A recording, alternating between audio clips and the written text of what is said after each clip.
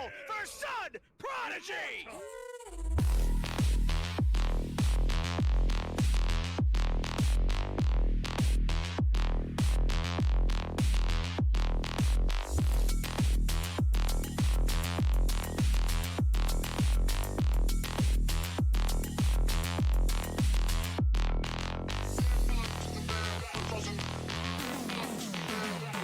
Welcome to Olympus, ladies and gentlemen. Once again, kicking things off here on Smite Game, the Olympus Smite League itself. I'm Spooky, that's Musi over there next to me, and we are here to bring you some epic Smite 2 action. Now, for those of you who are not familiar, maybe new to the scene, maybe new to the area, we're the Olympus Smite League, baby. We are a community-driven everything. Community-driven league, crowd-funded prize pool. And this season is in full swing right here, right now, baby. You guys want to get in on things? You maybe enjoy some comp action? Join the Discord. Link is right there on the screen coming up for you. And if you are enjoying the games that you're seeing or are about to see, well, maybe consider chipping into that prize pool. Like we said, it's crowd-funded. Everything is going to the players. Big shout out, High Res, for giving us the stage here on Smite Game. And of course, for everyone here coming in to sit down and watch us. And Musi, I think we've got some great games to show them tonight.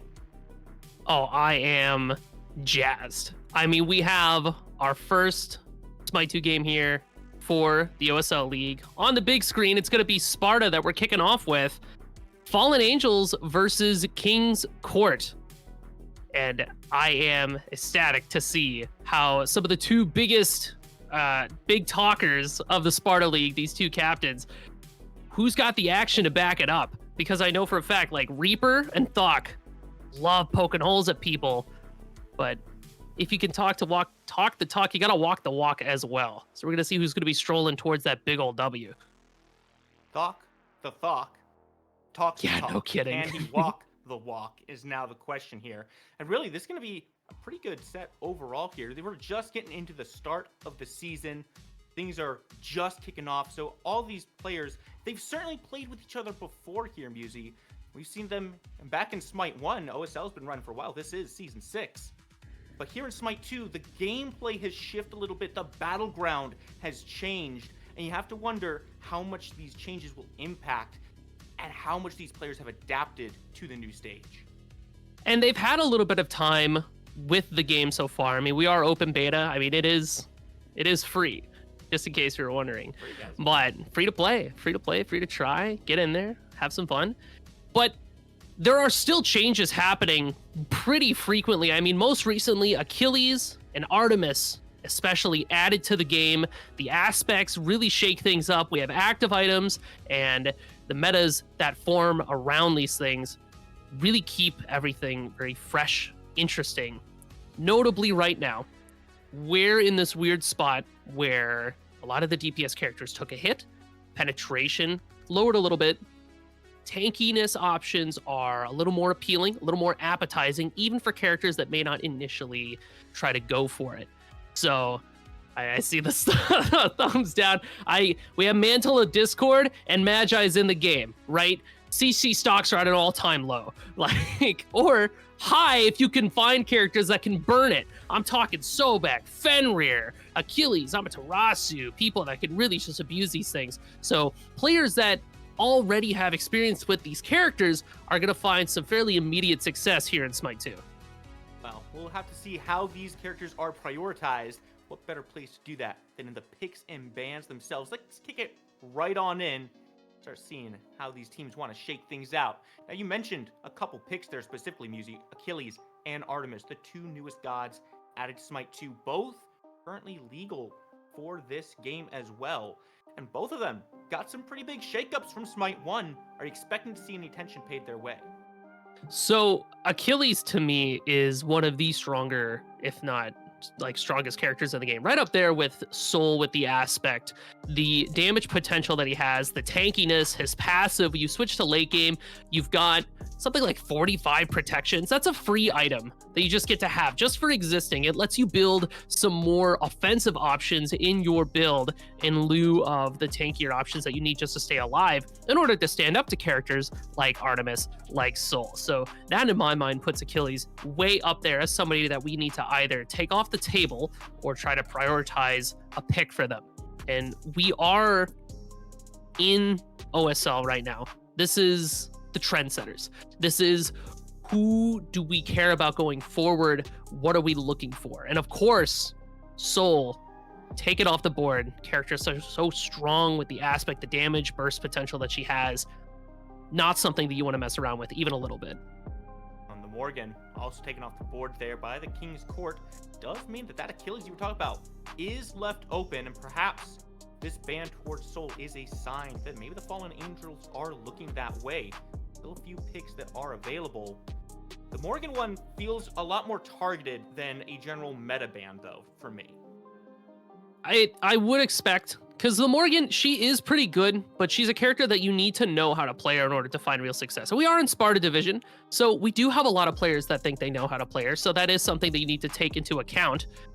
And the thing that I always mention when it comes to the Morgan is once you lock her, not only do you have this character, you have every character in the game. So taking away that flexibility is fairly strong. Neat, and Aphrodite taken off the board here. I'm never sad to see an Afro go here, Musi. One of the worst gods to ever watch in a game. And it does leave this Artemis open. That's our first lock-in for Fallen Angels. This is one we haven't talked a whole lot about. Are you maybe expecting the aspect coming out from this Artemis?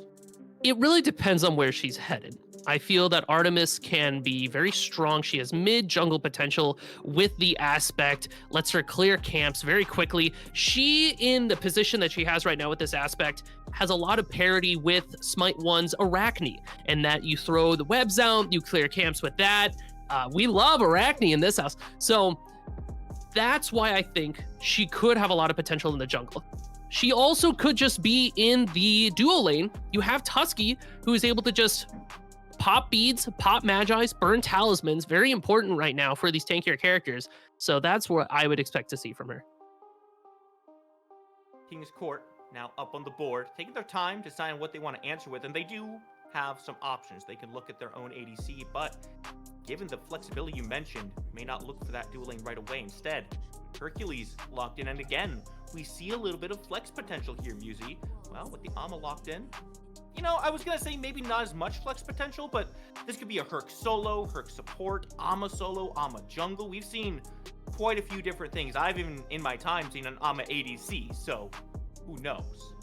There's a lot of potential with these picks, and I agree. The flexibility is something you need to keep an eye on, especially if you're Fallen Angels. Try to ask yourself where are these picks headed. Hercules, right now, the position that he is a crazy jungler. Because of his ability to burn away any talismans, any purification beads that you're picking up, and his natural tankiness that he brings with him is very important in this bruiser meta that we find ourselves in. Amaterasu slots herself in pretty nicely in that solo lane because of her aspect. She can do so much damage so quickly, and the split scaling with Broggies in lane is definitely something to contend for. Thing that I really love so much about the current position that Smite 2 is in, we have a more limited roster of gods, and as a result we see them going into a lot more different roles. I mean, looking at both sides here, we've got 3 characters on both sides. All 3 of them can fill different roles. Maybe this Ra is going to take his aspect, go support, maybe solo. Sobek can go solo or support here. So even though we're 3 deep into the drafts for each side, there's still this big question mark for everyone on what exactly is coming out next. And we have Sobek Ra for Fallen Angels. Pairs really well. You have a lot of setup between Sobek and Artemis with Tusky, traps, the pluck. Ra is able to capitalize off of that very strongly with that searing pain. But my eyebrows are really raising at this chalk pick for the King's Court. As these puzzle pieces appear before us, I have to sit here and wonder, How are we fitting these together? In a vacuum, these characters are very strong. The team fight potential between Ama, Herc, Chalk on her to follow it up. Some penetration in his kit and the damage to follow up for these big CC ultimates.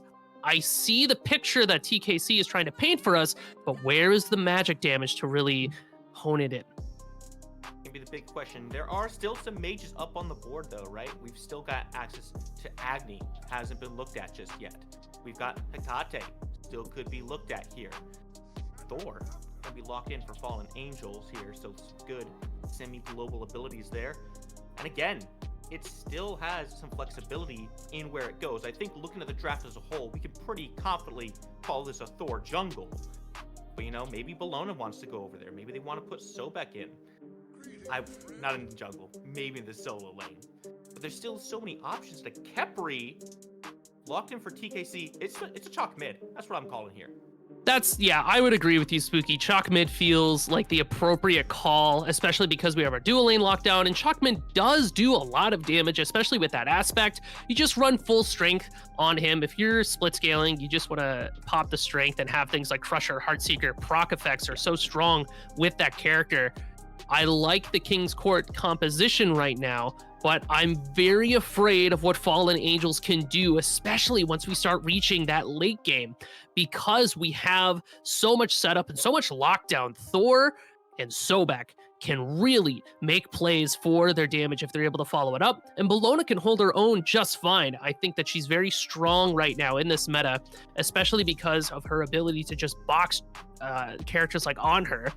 And Amaterasu, when you think about it, the auto attacks, you just turn them off. You say, hey, catch this Scourge, idiot, or I'm going to shield bash you. I have the aspect. Now everybody on my team has shield stacks. What are you going to do about it? Give me your lunch money. So late game, I feel Fallen Angels has a lot of potential, but if the King's Court can find an early game lead, and they definitely can with a lot of early pressure like Herc on her, Amaterasu, Chalk, these characters very much scream to me, hey, if you mess up, you're dead. I feel that the King's Court can try to find an early lead and turn that into a late game winning fight. The question is, are they going to be able to get there? Can Fallen Angels hold on? Sticks out to me is objective fights, right? Because you look at Fallen Angels draft here. There is a lot of sustain here. It is going to be so hard to force these guys out of an area, out of a fight. If you're not killing them when you engage, it's a very easy matter for them to take a couple steps back, drop a raw heal, and even in the middle of the fights, there's still good sustain coming out. Sobek has healing, Bologna has healing. You take a look over at TKC, sure, you know, Herc has that burst healing. Ama has a little bit, but Chalk taking the aspect is not going to have any sustain there, sacrificing instead for damage. And the thing about Herc and Ama, they can't apply this healing to the rest of their team. Any poke damage that Fallen Angels gets out on TKC, very likely to stay there. And you also have to imagine too that Fallen Angels have an answer inherently with their composition, Sobek. The disease that this character is able to apply to the King's Court composition already limits the amount of benefit that they're getting from their own self-sustain. You have to think to yourself, man, we're really just rocking off of these Kepri passive shields to keep everybody afloat. So to me, at least, the way that the King's Court is going to be able to win fights is initiating with your Chalk, your Amaterasu, maybe a good pluck from Kepri, and blowing up Fallen Angels before they have that chance to retreat and fall back onto their raw heals and get that re-engage. Feels like a lot kind of rides on Hercules here. If he's able to pick someone up, push them out of position, very quick and easy to bring that CC chain down and lock them down and find that pick. But you gotta be hitting the right targets, right? It's gotta be like this Artemis, maybe this Rod, depending on what build he goes for. If you're not hitting those, it'd be really hard to find a way in. But luckily for TKC, there's a lot of time before those objectives happen to come up in the fights. There's still whole lane phases to look at here. And I'm sure we'll get to see plenty of those, but in the early game, what are your thoughts on that, on this TKC draft? So early game, I'm paying a lot of attention to solo lane. if what I believe to be true comes to pass, the Amaterasu versus Bologna. Bologna feels very strong into that matchup because of Scourge and the shield bash, but if Amaterasu is able to kind of power through those moments of, all right, I'm disarmed, okay, I got to deal with these block stacks. If she can stick on this Bologna and get her damage off, then she absolutely has the potential in kit to just blow her up. So you also have to think too, between Slick and Jeximus, Slick is used to playing some of these bruisier characters. Well, we'll see how it all shakes out. Let's get our feet on the ground and get in this game. Fallen Angels versus the King's Court. Game number 1 begins right here, right now. All right, some big grouping coming up here, Musi. Looks like Fallen Angels might be wanting to get a little aggressive early. You see this grouping that they all have here. Maybe even not getting aggressive, but just scoping it out. Fallen Angels, to me, with their composition, strikes me as somebody that wants to like tough it out to the late game. But to see them not be afraid of early engagements gives me a lot of confidence in the potential that they have. And something that I really want to highlight really quickly, 4 aspects for the King's Court. Yeah. The on her aspect especially is something that gives me a little bit of pause, because to me at least, I value that penetration that on her has a lot. But if Gamer Fletch believes in his auto attacks, he can get a lot of benefit from that. Unfortunately, right now, I do believe that you can't build things like Odysseus Bow with it. It resets the passive because of the way that the procs work. So it's something to keep in mind for builds going forward. He does have that Bumbas, though. So a lot of priority put on either early Gold Furies or just farming through these camps. Dual lane is something to keep an eye on for these early game objectives. Yeah, I had my eye on that as well. I'm glad you brought it up, because as you mentioned in the draft, we looked at this on her for bringing the pen, bringing that extra way to kind of poke through the Fallen Angels, because as you mentioned as well, TKC is lacking in magical damage. So pen is going to be incredibly important. And already beads get forced out from Fletch. Good early pluck from Benson, connects. Gotta be wary of the pressure. And that, to me, as the jungler, I'm thinking to myself, okay, cool, on her has no beads. Once this Thor gets, like, a couple more levels under his belt, ideally level 5, you could expect to see him in that dual lane. Brent already found some company in the jungle. He's just trying to get his buff. Now, got Skizzy coming around as well, looking, but should be okay there. Small exchange. First, forced out. Blink comes forward. Everyone's okay for now, but Relics expended on the side of TKC. If that pluck connected, somebody died. 100%. The pressure that Benson and Thok are able to put out into this dual lane is ridiculous. Sobek is such a character to try to lane against. He bullies you all the way from one end of the map to the other if you let him. It's the main thing you gotta be watching for. You cannot allow Benson to just step up and pressure you like that. At the same time, you have to be wary of what you're doing to counteract it, because Physics really doesn't have a whole lot of safety tools there. Sure, he's got his own dash, but it can get easily blocked. And if you notice, he's carrying his aspect as well. So, once he finds that pluck himself, speaking about pluck, Fletch in a bad spot, Disperse takes him forward. Trent silenced down by Physics, but the wall connects, and Thok finds the first blood, making a double 2 minutes into the game. Fallen Angels on the board. No purification and no shell. Those relics were burned so early on into this match, and Tenert knew for a fact those were easy pickings in that dual lane because you have the chase potential of that Sobek. Your Thor, you got the wall. You can just make that happen. Good on Tenert for that awareness. Sparta players have what it takes to make it work. Now, you can imagine there's going to be even more coming out of this dual lane.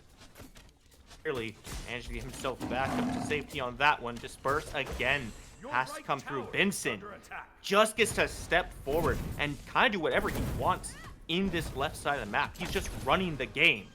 Meanwhile, small exchange over on the right side.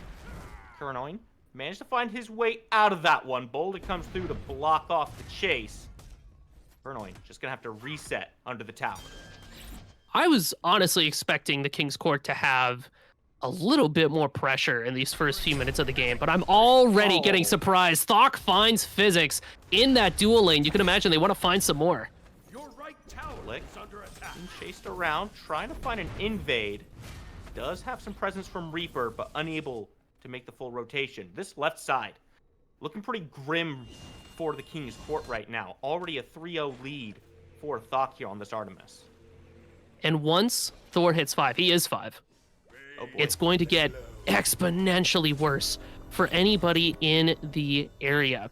Khepri especially doesn't have purification available to them. The only people that do are Amaterasu and Honor. So Fletch and Kernoin have that purification. So everybody else is going to be relying off of talismans, off of Magi's, Mantle of Discord's late game. Until they have those items online, this Thor has your number and you owe him money.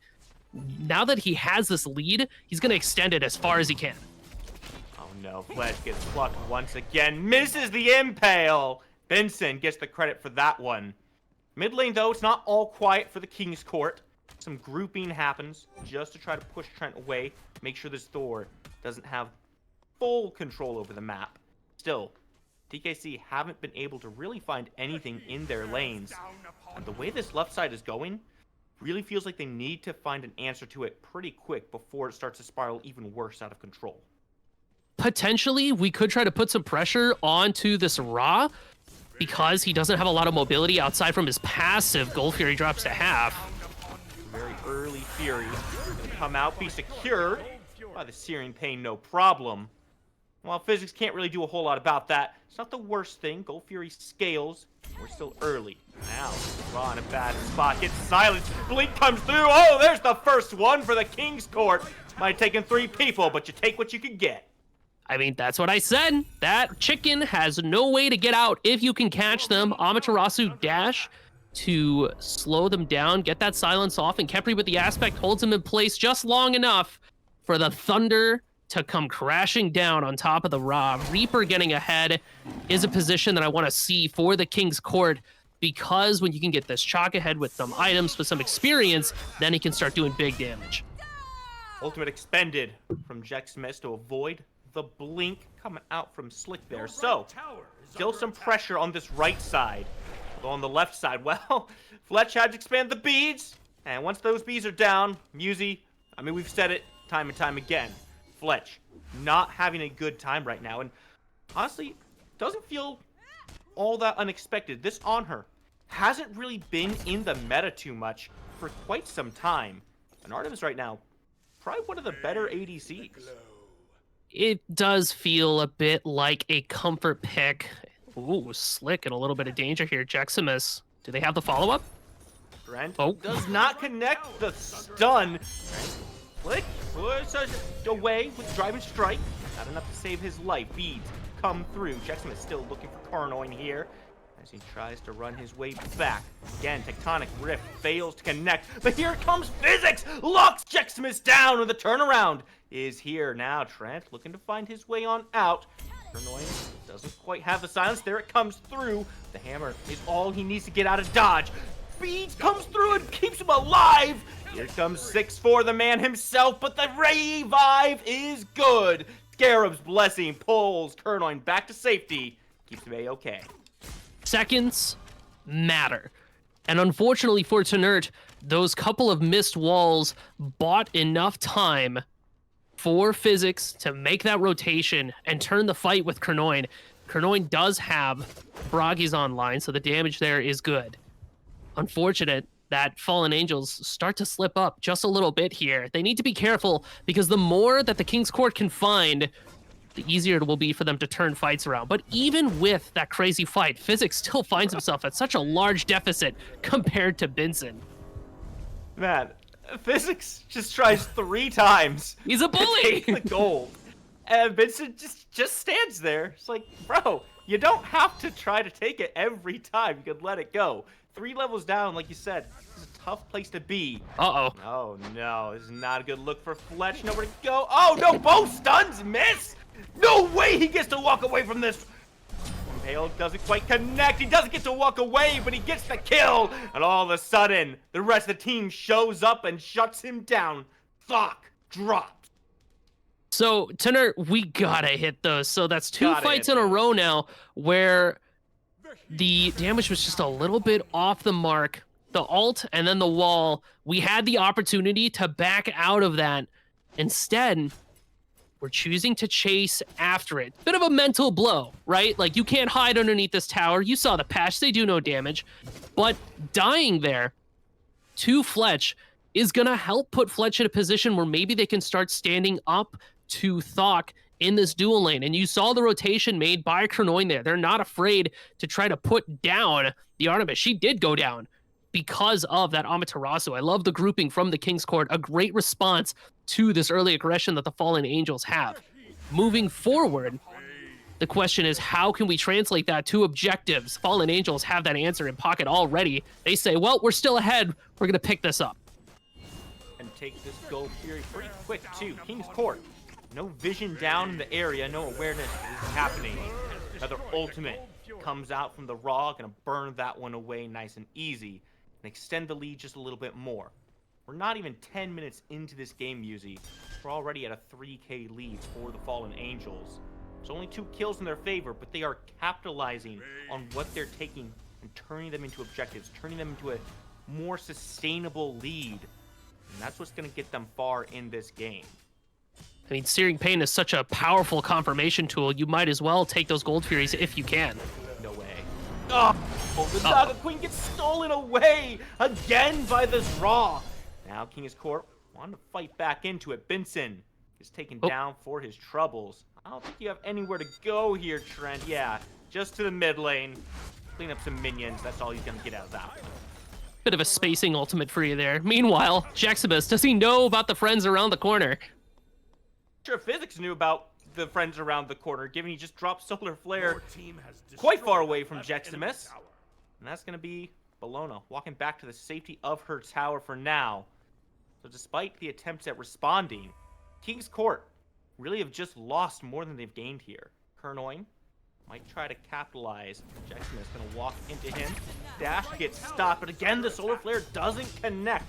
Ultimate is almost available. Up and down? That is a crazy move from Jaximus, and he pays for it with his life. Scarab's Blessing goes ahead and gets expended. Jaximus, bit of a wild card going into this set. Haven't seen him play before, but I'm loving what I'm seeing so far. Not afraid to take that brawl, even as everybody starts to collapse around them. King's Court making the right moves, trying to find the picks where they can, but in the interim of that happening, Fallen Angels finds that left side T1, ever extending that gold lead. And of course, that gold lead translates to even more power, especially for this Artemis, who pretty much immediately scales off of how much items they have available to them. The more that we can pump up Thok, the easier it will be to fight around these objectives. Gold Furies, Pyromancers available now too, so you have to keep that in mind. I really want to see King's Court put more pressure onto this Artemis. I feel that is going to be the key to winning some of these next few engagements coming up. It's really going to be important to take this Artemis down, but look at where she's at right now. This is a difficult target to take one-on-one. You got to be committing numbers to it. It's got the Reaper online, got the Demon Blade. This Artemis is already well deep into the build, almost completing a 3rd item. Fletch, he's barely finished one. He's 1.5 in at this point. So if you're looking to start taking objectives, you're looking to start fighting against this Artemis, you have to be very aware of the damage differential between your team and Thok.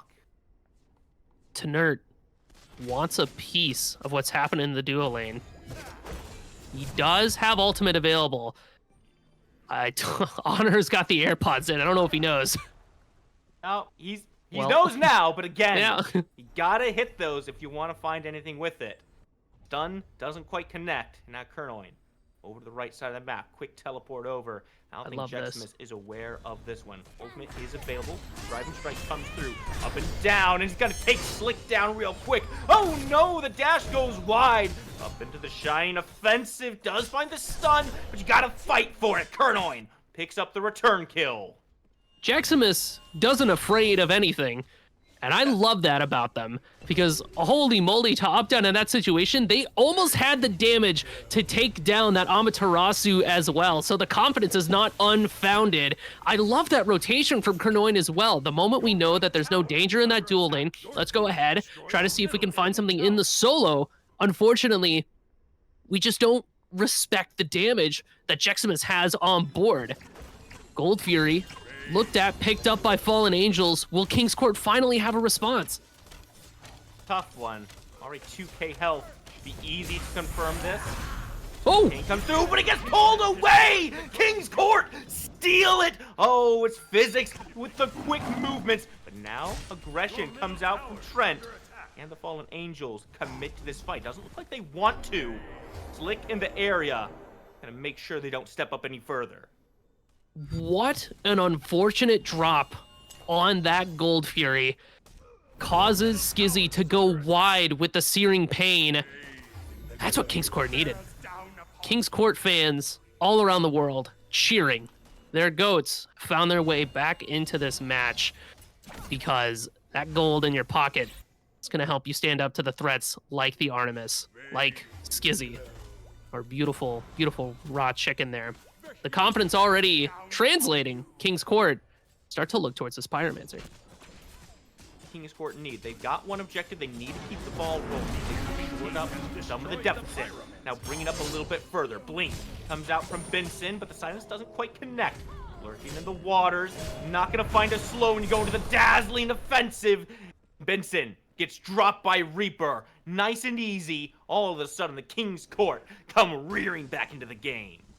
I feel that Fallen Angels have grown a little bit too confident in what they think they can do. Because, I mean, from our perspective, Spooky, we can see everything, right? We have perfect information because we're cool like that, because we're epic. But even knowing that if we try to commit a little too much to stealing this Pyromancer, you have to understand that you're putting yourself into a really rough situation because of the lockdown that King's Court had between that Shackle, Amaterasu. You can lurk in the waters, but all you can do realistically is buy yourself time. Point. King's Court gotten themselves back comfortable. Trent looking to land one. He finds the anvil right onto Fletch's head. Finally puts him down in the dirt. But this is the target they've been focusing all game. Fletch isn't as valuable as some of the others. Physics rolled back. He should be okay for now, but with the Thor coming around, stun is good. Oh, the Searing Pain cuts him down, and Benson gets credit for that one. Now King's Court cut off from their tower. Have to find a way back around and regroup. This Khepri, Physics has Magi's, they have Talisman, all the CC immunity in the world cannot save you when it gets stacked up like that. Unfortunate for our Beetle, because without the Talisman available for the rest of King's Court, it's going to be hard to try to take a fight with this Thorn, with this Artemis. Luckily, Tusky was used, so the potential for a re-engage if Kernoin wants to try to pick a fight is there, but Thor has ult, and the Sobek has ult. So you need to keep that in mind going forward. Cooldown on this Anvil of Dawn is like non-existent right now, Musi. He literally just used it to put Fletch down in the dirt. It's already back up, ready to go once again. King's Court been struggling from that left side quite a bit so far. It's just this constant aggression onto this Honor, onto this Khepri, and really, that's kind of the winning play when it comes to a Khepri with Trent. Look in, not going to connect on that one. Dash takes Kernoin right out of the danger zone. Good presence of mind from Kernoin there, but King's Court want the potential re-engage. You can see them try to swoop back in. Nothing to fight for right now, so be careful. Gold Fury hasn't quite spawned yet. Something that you need to worry about. Doesn't stop King's Court, though. I like the fact that they still have this fighting mentality. They're down, but they're not out, Spooky. Oh, but one might come down. The driving strike pushing him out of danger, but Benson does go down. Trent gets pushed away. The boulder comes down, and Thok gets dropped as well. The Fallen Angels flying back to safety, have to go back to their base, and the King's Court find a little bit of gold left remaining on the ground. Fourth Fury. That one's the ancient one. It's not going to go down quietly. The Fallen Angels are still here. Slick has to make the space for them to get it and secure it. Does so quite effectively. Jeximus not able to steal. Curious to me that I truly felt Fallen Angels, as the later the game went, the more powerful they would become. But it's the King's Court flipping the script on us, taking advantage of a little bit of, I don't want to call it laziness, but overconfidence in our ability to take fights against the King's Court. King's Court is doing a great job of kind of abusing Fallen Angels' mental state of the lead that they had initially, and now they find themselves not just any Gold Fury, it's going to be that ancient Gold Fury. Of course, Fallen Angels will respond with a Queen Naga. The eggs will be handy when it comes to trying to pull a FG, a Pyro, maybe even a tower to take some shots. But if the King's Court keep on the way that they have, I have to wonder, can Fallen Angels keep their head above the water? To find a way. Luckily, they got a Sobek here. He's known for lurking in the water, so should have a little bit of advice keeping your head up there. Pyromancer now being looked at as the King's Court, who take the first step forward, and Thok, still on that left side, really has not left that lane. Feels like maybe part of the reason why the King's Court are able to just walk around this map right now. Just look at the damage that Reaper does to Benson. Trent comes down from the skies, and the Fallen Angels take the Pyromancer back away. They've got to wrap this one up at the end, though. Very low is Curloin, and Fletch barely hanging on. A wall comes in, but Slick is just that guy here, Musy. He just keeps walking at people and saying, no, you don't get to interact with the rest of my team. No kidding. The damage there is just ridiculous. King's Court, they don't really have the confirmation that Fallen Angels do. When you have Thor and Ra to lay down the business, it's really hard to stand up to that. Oh, Reaper won't be standing up at all at this point. He's going to get dropped. Once again, Trent finds a nice wall there. A good stun off of Benson's pluck. Those health bars, not the healthiest. Can't look at this Fire Giant just yet. We're almost 21 minutes into the game. Okay, respawn timers. Not the short at this point. That also means that if you make a mistake, if you try to overextend and go for one of these objectives, put yourself in a bad spot. You can get punished a lot more heavily. King's Court need to try to draw out some of the bigger ultimates from Fallen Angels before taking the hard engage. If we can force Tenert to ult, if we can force Thok to ult, and then try to get a big engage with Reaper or with Kernoin, that is how they can find themselves in a winning position before we start looking at things like Fire Giant. Fallen Angels don't want to let that happen, though, and they don't have to, because you have Vincent on the Sobek to burn away things like Magi's and Talismans. It's so strong. Fire Giant picked up by Fallen Angels. Do they commit, or is it all just a bait? An aggressive side here. He's ready to turn and burn. There it is. Jeximus goes on in, drops the Eagle's Rally. Not gonna find too much just yet. Instead, Slick goes all the way in. All of a sudden, the front line is diving. It's a double kill in the back. But now, the Fallen Angels have found themselves in a 2v4 situation. Jeximus has no ultimate. Can't find a way out of this one. He's gonna get burned down quick and easy. Just put a cap on it. Now Trent gets pulled back in. Driving strike connects. Hammer takes him back out, and the stun is good. This Thor should clear out A-OK. Kernoin is a monster. Slick wants to nerd. I don't think he can go anywhere. Yeah, there he goes. Bye, Tenert. He's going to hit the quick back. It's going to open it up for the King's Court to start looking at this Fire Giant. That fight that we just saw, Spooky, it didn't go exactly how I saw it in my mind, but some of those dots lined up. The fact that Tenert and Jeximus were so focused on the perceived backline of the King's Court, it lets Reaper swoop all the way in there, rip that ult, and when you've got Kernoin right next to you to follow up on that damage, Thok doesn't have a lot of options available to them. Remember, Artemis has no dash. She did not get that +1 in Smite 2. I advocated for it, but it just didn't happen. I'm sorry, gamers. No dash for Artemis in Smite 2 means that Reaper can lock in on her and try to throw down the damage to put her into the black and white. Unfortunately, King's Court weren't able to find the FG afterwards. They have to drop it. But instead, we look our eyes onto the Pyromancer. pulled by the King's Court. The Fallen Angels don't really have an easy way into this one. Instead, settling for the Queen Naga. They have to make sure the enemy team doesn't step up to them here. That's kind of the thing that this chalk mid is bringing just to the game as a whole. It changes the dynamic of the fight. Typically, your mid lane is going to be that mage sitting back, throwing some artillery, doing some poke damage.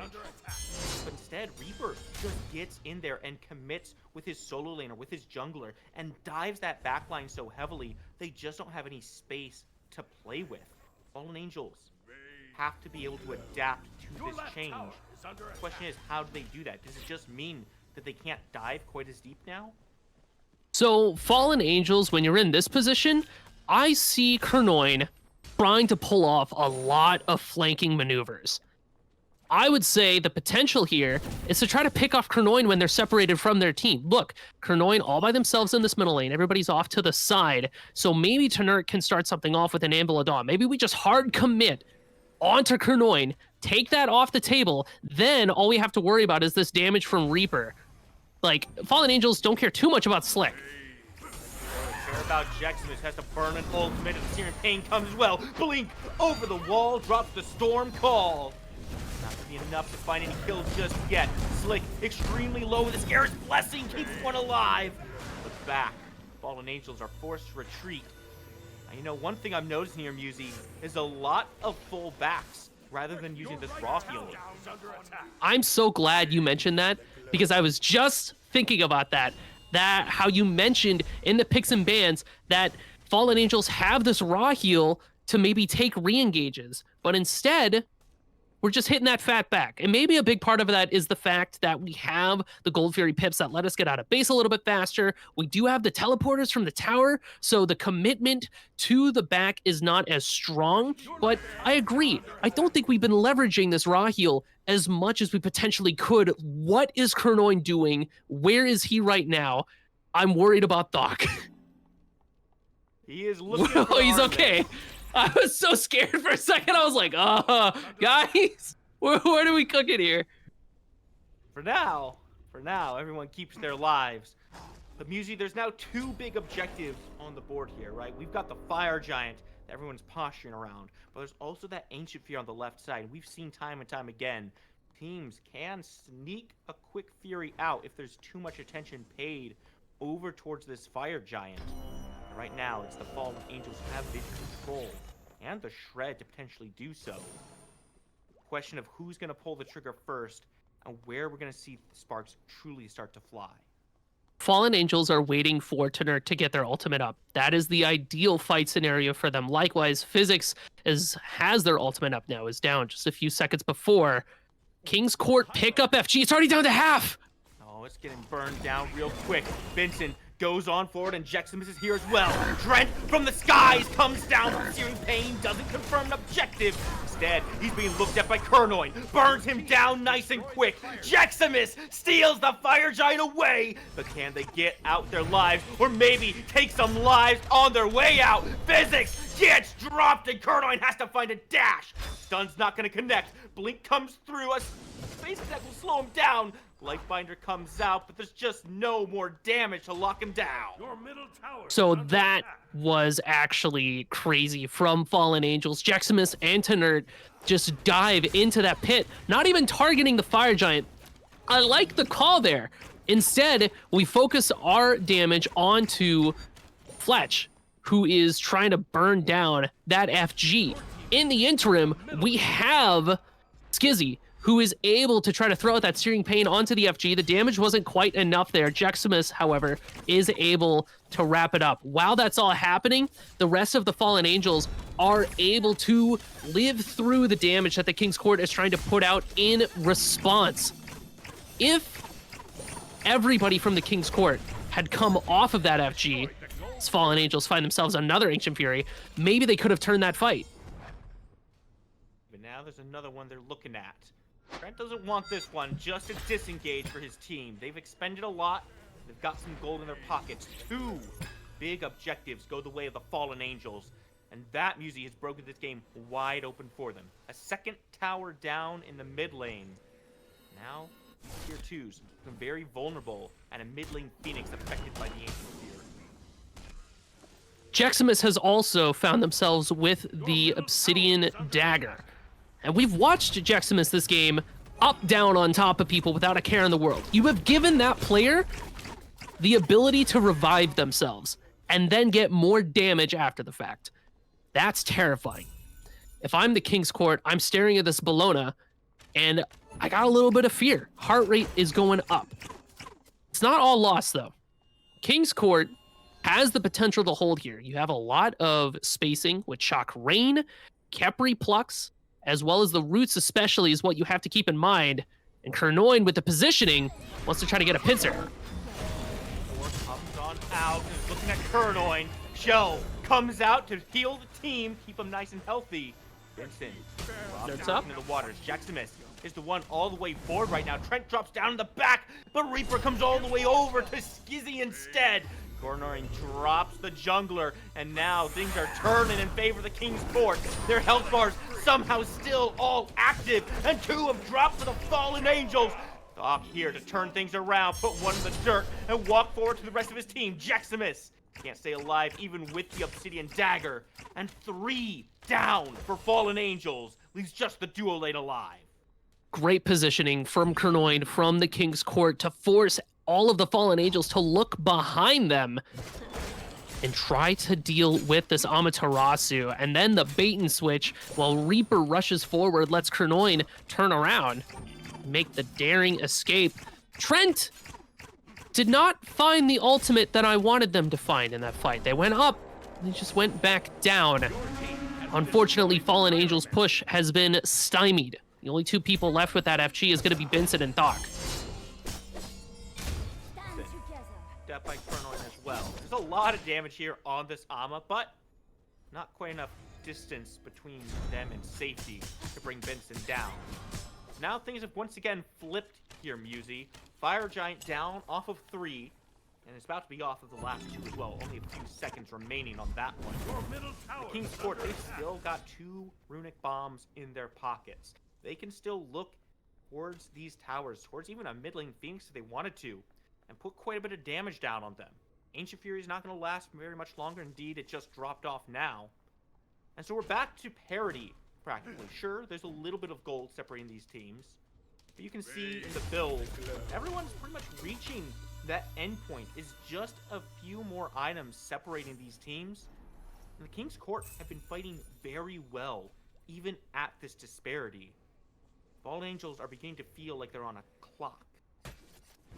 I agree 100%. That clock is ticking for Fallen Angels because the King's Court have been showing that they're not afraid to tussle, and the game plan, the strategies that they've been putting out have had some success. Especially, I keep thinking back to that engagement that we just had where Kernoin made that flanking maneuver.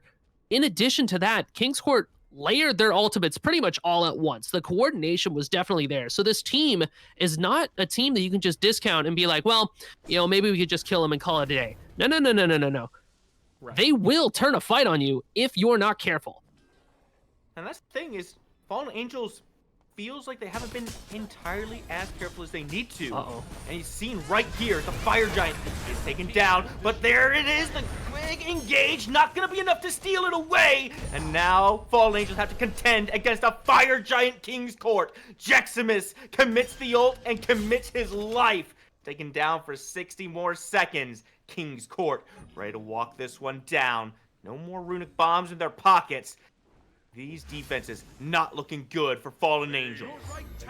That it's unbelievable to me that King's Court was able to just sneak that away.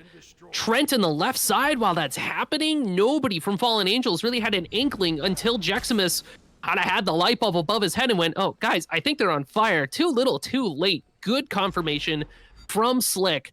I think the mental blow of losing 2 fires in a row would have been a bit much to handle. Luckily for King's Court, they're able to secure that. Kernoin's got the dagger, which is scarier to me than Jeximus having the dagger, because Kernoin hasn't died yet at all. 12-0, and now they've got a way to self-revive.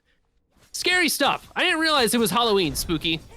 Oh, you know what? Now that I think about it, if your name is Spooky, that, you know what?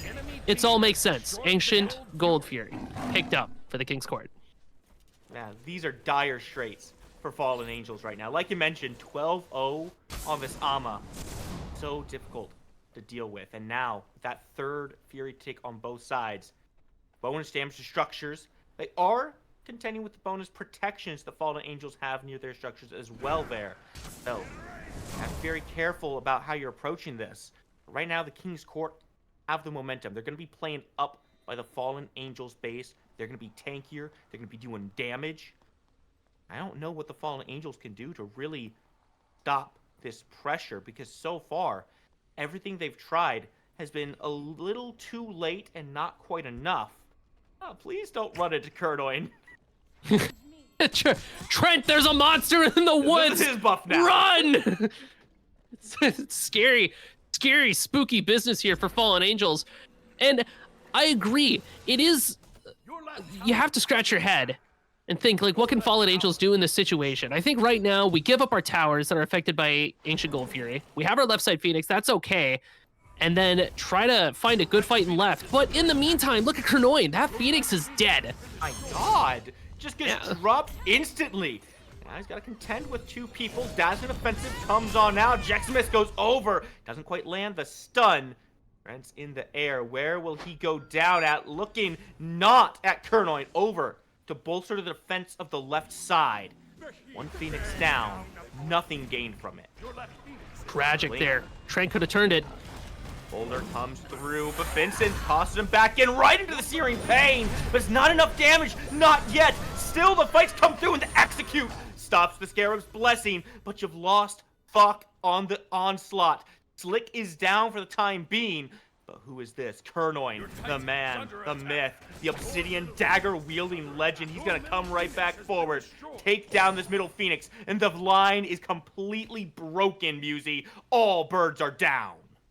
A lot of restraint here from the King's Court. They have 30 seconds left for their FGs, so they're going to wait on the push, instead probably opting for this Pyromancer.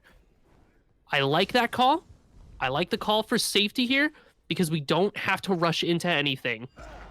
If we can stop ourselves from being overzealous, we can confirm the slow march down. Pyromancer, confirmed for the King's Court. A Pyromancer bomb to go with that, an excellent tool for burning this Titan. I feel that if the King's Court is able to just walk into that room, they have the damage online. They might just be able to hard burst that thing and find themselves with a game 1 victory. Certainly have the damage online. And I want to put this into a retrospective here real fast, Musy. At the start of this game, Thok was like 3-0. Yeah. Currently 4-4. Only found one more kill since then. So far, the King's Court have done a lot of good work on putting pressure on this Artemis during the fights and not allowing Thok to rain that damage out. They've really put a leash on this Artemis and limited the effectiveness. And now look towards perhaps one final Fire Giant. It almost feels like a bait for Fallen Angels. They can't stay in their base and allow it to happen. If they get caught here, it could just be all over. I like the call to try to contest this FG, because you're right. You cannot wait in your base and let it happen. Then at that point, you lose so much potential pressure. You're just kind of letting yourselves lose the game. But you have to be so careful around this fight. If they lose this FG fight and they lose too much for it, King's Court just walks it down. Kurnoin concerns himself with none of that, because if Kurnoin believes in King's Court's, the rest of his team's ability to win at that FG, the potential for the Ama split push is crazy. They have so much damage online and so much mobility. They can absolutely try to force somebody to stay and handle these fire waves. So far, Fallen Angels are put in a tight spot. Have to play purely reactionary, and that's never a good place to be in. The King's Court can just bide their time. They've got fire minions pushing down 3 lanes. Even if Kurnoin doesn't step a foot into that base, if those minions get out of hand, the minions themselves can end things. As soon as someone backs to have to defend, well, Fire Giant's looking pretty tasty this time of year, I hear. King's Court, all grouped up. Luckily, Fallen Angels does have that solo side Phoenix handled. So the fire minions against fire minions there's not as much pressure. My eyes are on that left side. There's a Minotaur there. So that's scary, especially because that's so opposite of the FG. Fallen Angels, very brave for standing where they are. All the tools are available in the pocket. Who is going to take this balloon and pop it to start this fight? Fallen Angels are going to play reactively unless they can find that golden opportunity. The ball is in King's Court. Maximus looking for a flank here, playing very aggressive side. Has to hang back. It doesn't get spotted. Keep your eyes on the left side. Phoenix is about to respawn. Those some fire minions. Trent backs. Trent has to back forward. That can be the go button for King's Court as soon as they see it on the map. Brings in. Guys go forward. Doesn't quite hit the pluck. Takes some damage back forward. Gets pulled back in. The bees come out from Thok immediately. Now Fire Giant under half health, just looking to secure it now. Caledonian Boar comes through. Oh my god! Skizzy stole it away! Has to burn the Aegis, and can he find a way back out? Trent in the middle of three people as Garrett's Blessing comes down onto Physics himself. But Kernoin looking at walking down this door. Wall comes down, but Trent has nowhere to go. The driving strike finds him a double kill. Call him slick with it, and it's gonna be 3 down, 4 down, 5 down. That's the game, Musi. The King's Court come back from a rough start, and they take it 1. Ball was in their court. They hit it down with a slam dunk. So much pressure from Fallen Angels trying to take away that Fire Giant. But instead, King's Court says, yeah, you can have it. We're going to trade that for the Titan. That's a good deal. I'll take it any day. I love that Just for like them. that. Just like that, baby. King's Court found themselves a comeback, and it really feels like Slick was, pardon the pun, a driving force behind a lot of it. Kernoin and him together, just such a dominant force on those dives. Oh my gosh. I initially felt like maybe Slick wasn't doing enough for their team, but as the game progressed, really found his own and being able to isolate targets, driving strike them away. It opens up the gate for Kernoin and for Reaper to be able to run it down, put on their damage. And I cannot stress enough how much of a strong player was Kernoin in this set. Look at this slash line for him. 12-1. He dropped 1 death at the very end there. Wasn't too bad, but 12 still. Absolute dominance coming from this jungle. I mean, you really couldn't walk anywhere without Kernoin just being in your face and stopping just about everything you were trying to do. And it now puts a big question on the board here, Musi, because if your early game start isn't enough, if killing the enemy duo lane like 4 or 5 times in a row isn't enough, what do you do then? What do you have to do to keep the King's Court down? So if it's not enough to put down this ADC, maybe we start putting some focus onto this jungle, because Kernoin is a beast. All eyes are on him. That is the key to me to trying to put King's Court in this place. How do we make that king a jester? Well, I think that's a different team there, Musi. Oh yeah. That's okay. Tee. We'll worry about that a little bit later. For right now, that concludes game number 1. So we're going to kick this to a short break. We'll be right back with game 2. All right, welcome back, gamers. Back to the OSL. We just got out of a riveting game 1 with a quick turnaround from the King's Court, who looked very much down in the dumps at the start of that game. There's still plenty more Smite action tonight. This is a best of 3. And Musi, as I recall, we are not the only competitive circuit on the scene. I believe you actually had something you wanted to drop a little bit of wisdom about. Oh yeah, that's right. So Smite Esports fans, take note. The official Smite Pro Twitter has rebranded to Smite 2 Esports, so be sure to follow all of the latest on community tournaments and esports news. Like Spooky said, the inbound tournament, the signups are now open for the second inbound tournament, and it's going to be a $9,000 prize pool. Matches go down on the 8th and the 9th of March, so please don't miss out. You can check out all the details over at Smite2Esports at twitter.com. Or X now, I suppose, isn't it? One of those things. One of those things. It's a No, flip a coin, whatever I want to call it. calls it the one thing, and then everyone else calls it the other thing. It's the website that we all know. The one you that know what isn't we're talking Blue Book about. or Blue Sky. It's not Instagram, I'll tell you that. It is not. We've got a few choices here, and we might be on all of them at some point. But for now, just stick with this. Just look at the ones we've told you guys. And meanwhile, it's the one with the ad. Go to the one with the ad. But man, we've got a lot going on right now. Fallen Angels can't be too happy with how that first game ended. When it started so strong for them, the King's Court looked like they only got better and better throughout that game.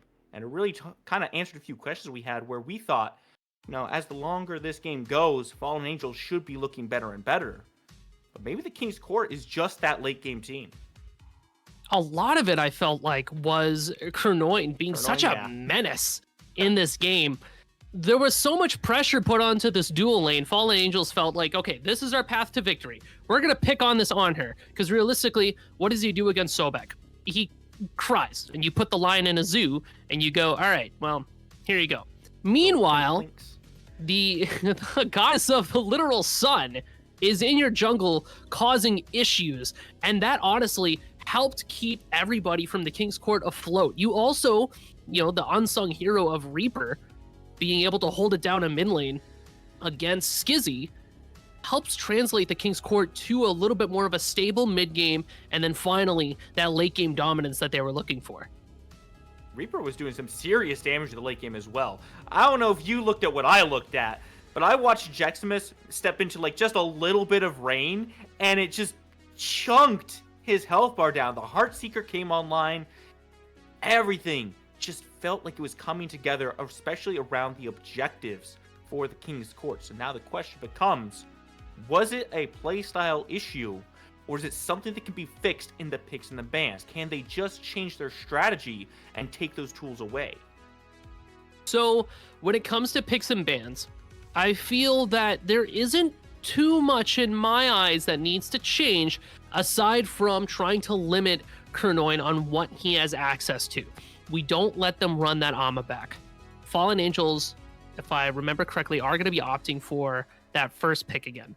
So they have the chance to kind of control the initial flow of picks and bans. The initial plan that they have on paper with the picks, Thor, Ra, Artemis, great. Sobek and Bologna too. That's the team I want in my ranked games, right? Instead, we have Nuas solos. So on paper, wonderful, brilliant, exquisite. Mwah. Did not execute it the way that we needed it to. Missed a little bit too much of the CC abilities from Trent. I felt like Benson getting a little too aggressive with the Sobek. We have to dial some of these things down, and then we can really start finding more successful team fights.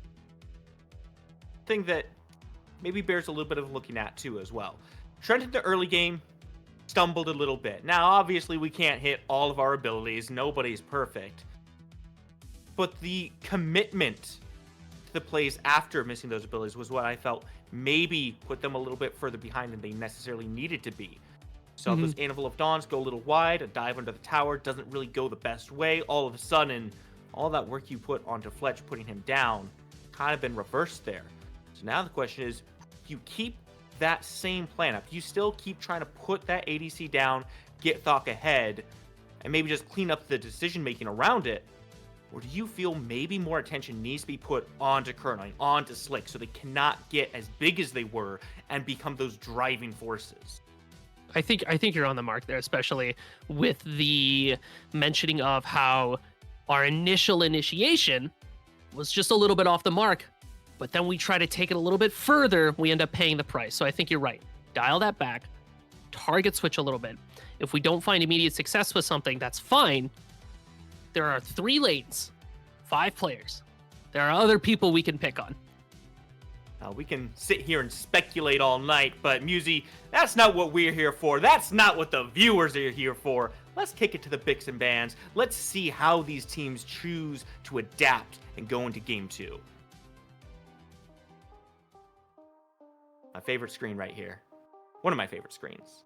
Man, who made this? It looks so good. I think I made this actually. Wow. Real? Yeah.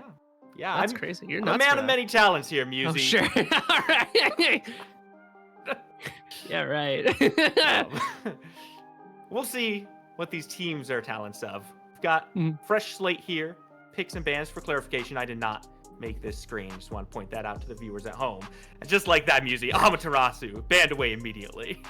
Yeah, no, it's all good, and I appreciate that Ama ban. That is, hey, Kernoin, no, thank you. we don't want any of that. Get that out of here. The Morrigan ban repeat for the King's Court. Same things that we talked about last time. Just trying to take options away from Fallen Angels. It worked out for them last game, so hopefully it pans out for them again. Same bans, only that Amaterasu being changed up here. Fallen Angels, once again, do get their first pick option. Be interested to see if they go back to that Artemis, and if they do, if they leave it in Thok's hands. But there's so many choices to be made here. It's going to be the Hercules, a second one taken away from TKC. And I like that, because Slick initially wasn't terribly impressed with what I was seeing from the Hercules, but as the game progressed, like I said, really came into his own, started doing a lot that I was like, oh, okay, I'm a big fan of this. Take that away from Slick. Make them play something else. You can leave that Artemis available for Gamer Fletch if you feel confident enough in that lane. If Thok's like, they can have it, no big deal. Instead, it doesn't look like TKC values that Artemis, so it does leave that open for Thok to run back again.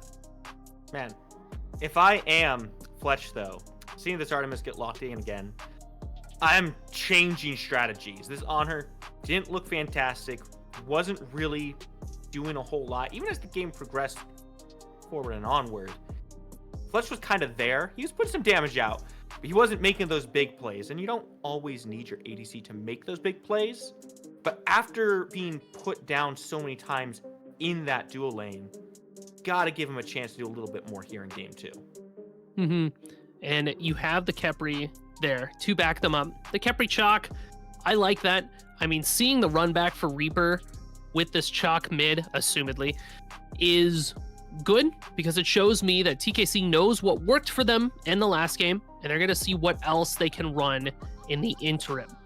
Meanwhile, that Neath more than likely headed to the mid lane for Skizzy, one of the stronger mid laners right now as well. Very safe character, which is something you're going to need when you run into the Loki. Character has a lot of lockdown with the ultimate. The damage potential is there, but one of the things that I hesitate with Loki is that a coordinated team can absolutely lock them down. If anybody who was watching Loki play at that Founder Series in Vegas, he locked in, turned into an owl, because everybody's like, all right, cool, that guy, that invisible guy, kick his butt. I want his lunch money, take him out of the game. That's how you got to deal with it. There's a lot of damage coming through from TKC right now. Fenrir, Loki, and Chalk all locked in. The fact is that with this Khepri locked in, this is not going to be a Fenrir support. With Loki as well, kind of raise the question, who is going to be the solo laner here? It could be Loki, could be that Fenrir. We've got options, but for your money, who would you put it on? So Slick does have experience in the jungle. So either Loki or Fenrir could be going to Slick. And in this meta that we have where it's bruisery, Slick does feel pretty comfortable. My money's on Fenrir. That is a character that can build that bruiser. They can go Jotuns and then a Magi's or a Mantle and still have a lot of success while staying alive, putting out damage. You have Ragnarok to help burn things like Geb's Shield, Magi's, Mantle of Discord, Talisman, Purification Beads. There's a lot of CC immunity in this game right now. So that's where I think that Fenrir's going to end up. Achilles, though, I'm so excited because I love this guy, me personally, Spooky. I love shouting out that name. More than likely going to be headed turn the to that down, solo the Achilles up. Yeah, turn the Achilles all the way up, crank it, break the knob, crank it again, and then, just a little CC This there. guy off the cast. But no, I do like seeing the Achilles because there's a lot of execute potential. Goes really well against that Khepri. Those revives were on point. We didn't see the Sobexecute come out for Fallen Angels too much, so hopefully the Achillicute can help lock down the survivability that TKC has. It's a business industry term, by the way. Achillicute. It doesn't work like that. Exactly how it works. Works every time. Kill acute, Geb acute, Geb execute, Neath acute. Industry standard. Crazy. But now, look at the drafts we got here. Geb, Shield, gotta be a big factor here for FA. TKC, you know they want to find those Ragnaroks. You know they want to pick someone up, pull them back. This Geb Shield kind of throws a wrench into everything. The Achilles being able to just weave in and out of fights and cause so much disruption. Surely going to be in the jungle as well. We've seen plenty of that coming out. Here in Smite 2, he's really taken a step up. And we talked a little about it in the last picks and bans, where part of what makes Achilles so good is the fact that once you hit that late game, you just put on the shield, you have 45 extra prots, a little bit extra health as well. It's an entire defensive item, which lets you slot in another strength item for your build. Gives you more damage, a little bit more survivability. In this bruiser meta that we find ourselves in, Achilles slots in very nicely to fit that niche of, hey, I can kill your squishy, and they can't really kill me unless you show up to help them. So, seeing it in the last pick, kind of crazy, right? The fact that it took this long to pick him up, wild. But I love seeing him slotted in for a Fallen Angels team. Really helps with the CC that they already have. Now they have big finishers for their fights off of Cataclysm, off of Pluck, off of Tusky. Between Neath and Achilles, somebody is going to die. Certainly hope so. Well, let's start to the game here. See how these teams clash once more on the battlefield of the gods. Yuzi, this is going to be a big one. And you know, we gotta turn our eyes over, and oh my god, it's the guy I was about to talk about. Fletch has been first blooded. Physics trying to find his way out. Hey, welcome to game 2, buddy. The pressure has not relented one bit from game number 1. We still hate duo lane. The game hasn't even started yet, Spooky, and yet Fallen Angels find themselves with a pretty healthy lead. I was going to talk a little bit about, like, okay, so, like, what's the mental state of Fallen Angels going into this? You're off that L. You got to try to, like, tie it up. We're rocking and rolling, baby. We don't give any kind of care about anything going on right now. We are dominating that dual lane. Everything else can just go to the background. Now, Thok and Benson have this dominance again, and these are players that love to take this aggression and push it to the absolute limit. Are we going to see that run back of Trent just bullying dual lane? And if we do that, who puts down Kernoit? Actually, very excited to see what happens here. You called it on the Fender, Slick piloting that over into the solo lane. And now that we're here, I suppose it's as good a time as any to talk a little bit more about Fletch going back to this on her pick. As we were looking at the draft, I was going to say, well, you know, there's no Sobek. It's a Geb, it's a lot less aggressive, but as we can see, that doesn't seem to matter. I mean, Geb does so much damage. So much damage. And the knockup is good for Artemis. She gets bonus damage off of that knockup. Vincent has to burn the shell for shell, over here on the left side. No kills just yet. It shows you that Fletch not ready to just take a step back and let himself go. And I appreciate the fact that Physics and Fletch are not daunted by the early deaths that they suffered. They think to themselves, hey, you needed the whole team to take us down. Surely, in this 2v2, we can feel a little bit stronger. As I'm saying that, though, I'm pressing the Kernoin button to come gank my lane. Like, Kernoin, can you help, please? Being targeted, good impale into the wall, but Thok not gonna go down. Might have heard the call, though. Kernoin over on this left side. Ready to get active. Maybe looking at Benson first. Goes into the stealth. Gets knocked up. Not going to be able to do much, but the lockdown is here from Physics. Not enough damage. Find that first blood still. Well, not first blood. We already got that. So the first blood, the second blood. The real question is who gets that third blood? Yeah, that's the one. It doesn't get bonus gold or anything, but it makes us feel good. If I think Kernoin gets it. Yeah, right.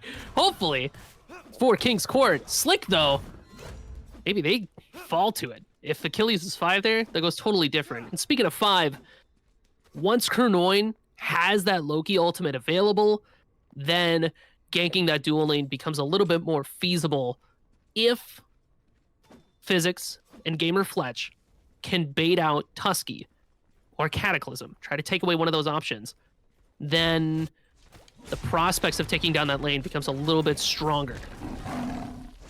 Once again, the target disperse gets canceled, but it comes through. Physics goes down first. Fletch, you gotta hit those, man! He finally puts one in, puts Vincent down, but Thok still here looking for more. Steroid runs out, gonna take a step back. Little bit of a 1-for-1 trade over there in that dual lane. Ultimately works out for Thok, but Fletch will be glad to have a little bit of extra gold in his pocket to stand up to Thok in that lane. I have to point out, too, when it comes to purifications available, King's Court only has the one, and it's on Fletch right now, so the CC from Fallen Angels goes kinda nutty. Fallen Angels, knowing that, are able to put pressure into that soul lane. They'll find themselves a blue buff, and Slick on this Fenrir is going to have an uphill battle already against this Achilles. We are hatchet lovers in the game today. Pretty much everyone on the King's Court, same builds. Beads get pulled out from Fletch real quick there. Nice and easy from Benson. All Angels hit 5 first. They are taking the pressure everywhere they can. And with that beads down, we still have Tusky to worry about from Thok. So after this wave clear, they could potentially try to go for cheeky steal or something along the lines of there if they want to try to put pressure into the jungle. Basically, Fletch needs to stay ever vigilant and alert. Because you have your purification and your ultimate, you kind of trick yourself into believing like I don't have to worry about the CC as much, but with both of those things taken away, and the fact that Benson is able to draw those out so easily, and then you also have to try to worry about Cronoin, who's going to be right around that corner, it gets kind of scary for anybody involved. So, important thing here, Musi. As this cast goes on, I'm going to need you to call out my mental processes a lot less often than that. Okay. I need you to be a little nicer to me. And now Ragnarok comes through. Oh, the Fatal Strike doesn't connect. He avoids it, picks him up with a tower. There's no CC immunity to get him out of danger. Flick turns it around. That was nuts. He fetched him. Like, that was top tier dog stuff right there. Slick, in my head, like, catches him out of the sky. That was nuts. Slick, you know he's feeling good on this Fenrir. Probably has a lot of hours with him in the jungle. Brings it over to the solo lane, finds that success. You have to be careful when walking up to Fenrir in that solo lane because you overstep, you don't have CC immunity. Remember, Achilles has blink. He used his ult. That's it. You get picked up. Fetch. Get that man. Dig him a grave and place his bones inside for you to pick up and chew on later. No, he expended the blink for that as well. So this Achilles right now, little bit more vulnerable if the King's Court decide they want to extend Slick's lead just a little bit. And with how prolific he was in game number 1, I can't see a reason why they wouldn't want to do that. Fletch in some trouble here. Boulder goes wide, but so does the Impale. Now going to the Desert Fury, but it's not enough damage to keep him alive. Gonna be another kill going the way of Fallen Angels. And Tusky's got that gold camp on lock. Don't even worry about it. It is handled. He said, "Do not worry, my lady. I will handle this gold camp for you." Fortunately, missing all those ults still earns Fletch some time in the gray zone. And Slick, boy, you gotta love laning against an Achilles, huh? Because he's got that Warrior's Axe, the damage online gets really tough. Cronoin finds Skizzy, though, over in that mid lane. One for the King's Court to find here. They've been taking a couple losses. Only Slick really finding too much success over there. Red buff invade, not going to be successful. Instead, Cronoin look to find the kill, and the assassinate comes through. Physics gets the credit for that one. Now cut off by Benson. Not going to be held up for too long. Trent's in the area, make sure this blue buff's not going to go down to an invade. Bit of an ult for ult trade between the Achilles and our Loki there. I like the fact you're able to get behind him. That's the weakness of the Achilles ult. You have to make sure that whoever you're aiming at is either locked down. That is his Achilles heel. You have to lock them down or just hit that. being able to disappear right behind him gives Kernoin the mobility he needs to just stay alive. I like the shell pop there too from Physics, but unfortunately wouldn't have been enough to save his life. So good on Kernoin for keeping it up. Only died once last game. You can imagine he wants to keep that streak going this game. And the more he can find in these engagements, the sooner he can get that snowball rolling for him and his team. If you haven't died, count. Hasn't done. Count? He's 1-0. Yeah, he died like, once last If he game. hasn't died, if he only died the one time in the last game, is it a streak to continue not dying? Oh, This does he thing get you're like not a doing. like the godlike in starting a game 2? Potentially. Somebody patch that in just for us. Make that happen. We'll see how it goes here. Now, for all it's worth, Slick feeling pretty good here. He is actually about a level and a half up on Jeximus right now. Perhaps due to the rotations and a couple deaths from Jeximus. But clearly, still ready to take some fights. Takes him back to the tower. Look for a brutalize. The stun is used. Not going to commit to that fight just yet. Put a little bit more damage out. Here comes the skull. Reaper puts him down. The Blink Storm Call to put the damage on the board. Unfortunately, Reaper showing himself on the map over there does let Fallen Angels know that they can start up this Gold Fury. Fletch is aware. They're walking up. Gold Fury about 2/3 of health. Fletch uses the disperse to get in. Very risky business. Physics getting locked down, but Spirit's blessing on himself, gonna keep him A-OK. Trent gonna come forward, put a bullet in his face. And there comes Thok, raining the damage in. Kernoin takes one down, but the Fallen Angels are looking to keep on moving forward. Fury doesn't need to be taken if he can get all the kills off of it first. Still, nothing more to be gained here. The King's Court have the distance. Reaper's behind them, but with no ultimate available, we have to wonder, what can he do? He's gonna have to take a quick step back. Remember, King's Court hasn't quite gotten back yet, and Fallen Angels choose not to pick up the Gold Fury right away, which could give an opportunity to King's Court. Look at the rotation here from Slick. Comes all the way around with the teleporter. Your middle Make tower sure is that under no attack. Fury is going to be taken here today. Sure, the King's Court didn't really win that exchange. Got forced back pretty handily. They also still stopped anything from happening. And Slick's presence on the map has to be something accounted for. While Slick is making that rotation, it does let Jeximus get a little bit of free farm, The pyromancer but has arrived. doesn't look like they'll be able to get too much beyond that. Both teams staring at each other. These one-for-one trades that we find ourselves in now, as Fallen Angels respect the King's Court just a little bit more, and King's Court are willing to be aggressive because they got that game 1 win.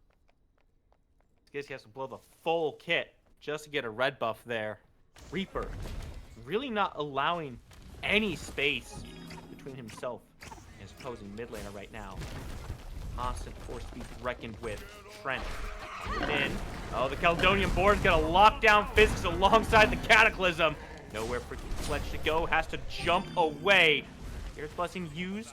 Oh no! Oh, he gets taken down and pulled back into the danger zone! Oh, what a tragedy! That's crazy call out from Skizzy to commit to that ultimate and take down Fletch. Once again, the King's Court dual lane finds themselves with the short end of the stick. Fallen Angels get to turn their attentions to this Gold Fury. Kernoin is in the area. Ultimate's available. Reaper's going to make that rotation as well as the Gold Fury falls to half. Fury being taken down. Kernoin gonna be fighting for his life on this one, looking for kills instead. Storm Call comes through and Kernoin in a bad spot gets rooted down. This is no Aspect Artemis today, my friend. Watch for the CC, watch for the traps. Double a shutdown onto Thok and Benson. Reaper, though, in a tough spot, gonna be Trent, who takes him down. That's crazy. Reaper, initially on that rotation, decides to try to go for that Gold Fury. Instead, ends up dropping it a bit too late.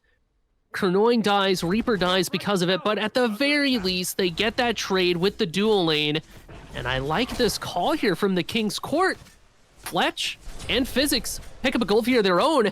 Slick solos Jeximus. It's all coming up court right now. Court gotta be feeling good as this game goes on. They were able to pull this one away in game 1. Here in game 2, it's looking like they're doing a lot of the same. Still, Fury half health, but Skizzy doesn't seem to be aware that it's happening. Finally turns his eyes over. Physics kinda careful as Vincent comes on forward and secures the Fury with a shockwave. Fletch has to run away, tail between his legs, but Slick, tail firmly out of his legs, coming in, looking at Thok, and oh my god, the damage is good, but not good enough. Somehow still alive, trying to keep himself in the danger zone. Disperse comes through and finally puts him down, but you've given so much to get the kill. Kernoin in the back looking at Skizzy. It's his team. Reaper, nowhere to go. A double kill for Jeximus. He might have gotten solo, but he's here for a duo. Trent still putting the damage out. Kernoin finding a way to sneak himself out. Picks up some gold because he knows it's a triple. Oh my god, the Fallen Angels came to play. The wings are out. Fallen Angels find themselves with a lot of gold and really good spirits as they are up. Jeximus finding themselves a triple kill in that engagement, puts himself in a little bit better position against Slick, but Slick still has a bit of a lead there. Initially, that call from the King's Court looked really good, but it became apparent after a bit that they just didn't have the damage to follow through on it. And while it looked like Fallen Angels hadn't quite figured out what was going on, they find it last second. Skizzy rips that Neathalt immediately to get that CC off. It lets Benson get the jump onto the dual lane of King's Court. And the fight from there escalated into something like a chaotic frenzy is the only way you can really describe it. All kinds of nonsense just breaks loose. But the ultimate layering from Fallen Angels, from Thok and Benson, the way that they were able to hold their cards until they just barely had to use them. Great plays coming out from the dual lane. Thok finds Fletch solo, and he's dead. Thok is just on a tear through this lane. Mind you, we are 15 minutes into this game right now. We are 10 kills above that on the scoreboard right now. And despite that, Musy, the game is close. Incredibly so. Closer than I think it ever was in game number 1. Only 1,000 gold separates these teams. Not even 300 XP to their names. Fallen Angels certainly in a driver's seat right now, but it's a contested one. It is constantly the passenger reaching over, trying to grab that wheel and pull it over to their side. They've had answers so far. The safety belts have been engaged. King's Court have shown tenacity. And you know Kernoin is over here for one reason and one reason only. He wants to find Thok. Gotta be careful about who he runs into, though. Thok doesn't have ultimate available. So that does he knows. Have an opportunity for Kernoin, but he absolutely knows he's gonna gun it straight towards him. There's the ult from the Neath. Oh no, he doesn't realize what a ward he is on. Kernoin has to burn the ult, and oh, the boulder comes through, and you waited around too long, my friend. Good things to those who wait. A whole lot of pain, apparently. Scare's blessing comes in. The blink is not needed. It's a double kill for Thok. That's crazy, because Kernoin, he tries to ult away, he lands into the trap. It's just bad news bears for everyone involved. Jeximus picks off Physics. Fallen Angels, unafraid of the adversity from the King's Court, keeps the pressure going and tries to find anything they can.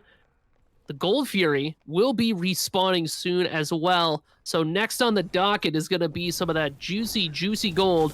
Take it home, spend it on just about anything you want. Ton of shred potential right now. You just saw the Sunbeam Bow being hovered there. Man, nothing can stand in the way of this Artemis right now. And it's not for lack of trying. The King's Court have tried to put the resources down to kill Thok, but every time we look at them in a fight, they are committing 2-3 people just to kill this Artemis. I feel so much safer now with this Geb. Annoying. Goes in, doesn't find it. Uh-oh. Oh, Kernoin doesn't find it, but does find himself in a bit of a pinch here. The chase from Fallen Angels is good onto Fletch. Jeximus continues their reign of terror. This Achilles just cannot be stopped. Just gets on top of the honor. And Fletch can't do anything to give away at that point. Pyromancer does go down to the King's Court. The Fallen Angels have taken a few quick steps to elevate themselves above their competition right now. feels like the back and forth between these teams is so intense because even as Fallen Angels finds themselves that Gold Fury, King's Court responds with a couple of kills, they trade Fletch for it, and then they find themselves a Pyromancer. So it's not, the snowball for either side hasn't quite taken off yet. Both teams are in a position where they could turn it around for their team. Nothing is set in stone. Slick is still just 3 levels above Jeximus. It's just level differential doing the damage to him right now. Thankfully, Benson is there to help out. Physics shouldn't be able to do too much. Wisely cancels that rotation. Goes back to parity. Right now, Musi, my eyes, again, they're drawn towards the duo lane. And Physics doing a lot better for his part right now. Not nearly as behind as he was in Game 1. But Fletch is struggling on this on her significantly. Unfortunately, Fletch just Kernoid, you gotta go, man. You can't stay here. They got your number, bro. Yeah, they know you. Fletch hasn't been able to find any kind of foothold, both in this game and the game previous. And a lot of that is because of the pressure that the dual lane is willing to put out just to put him down. Gets his Magi's popped. Goes ahead and trades it out for Physics as well.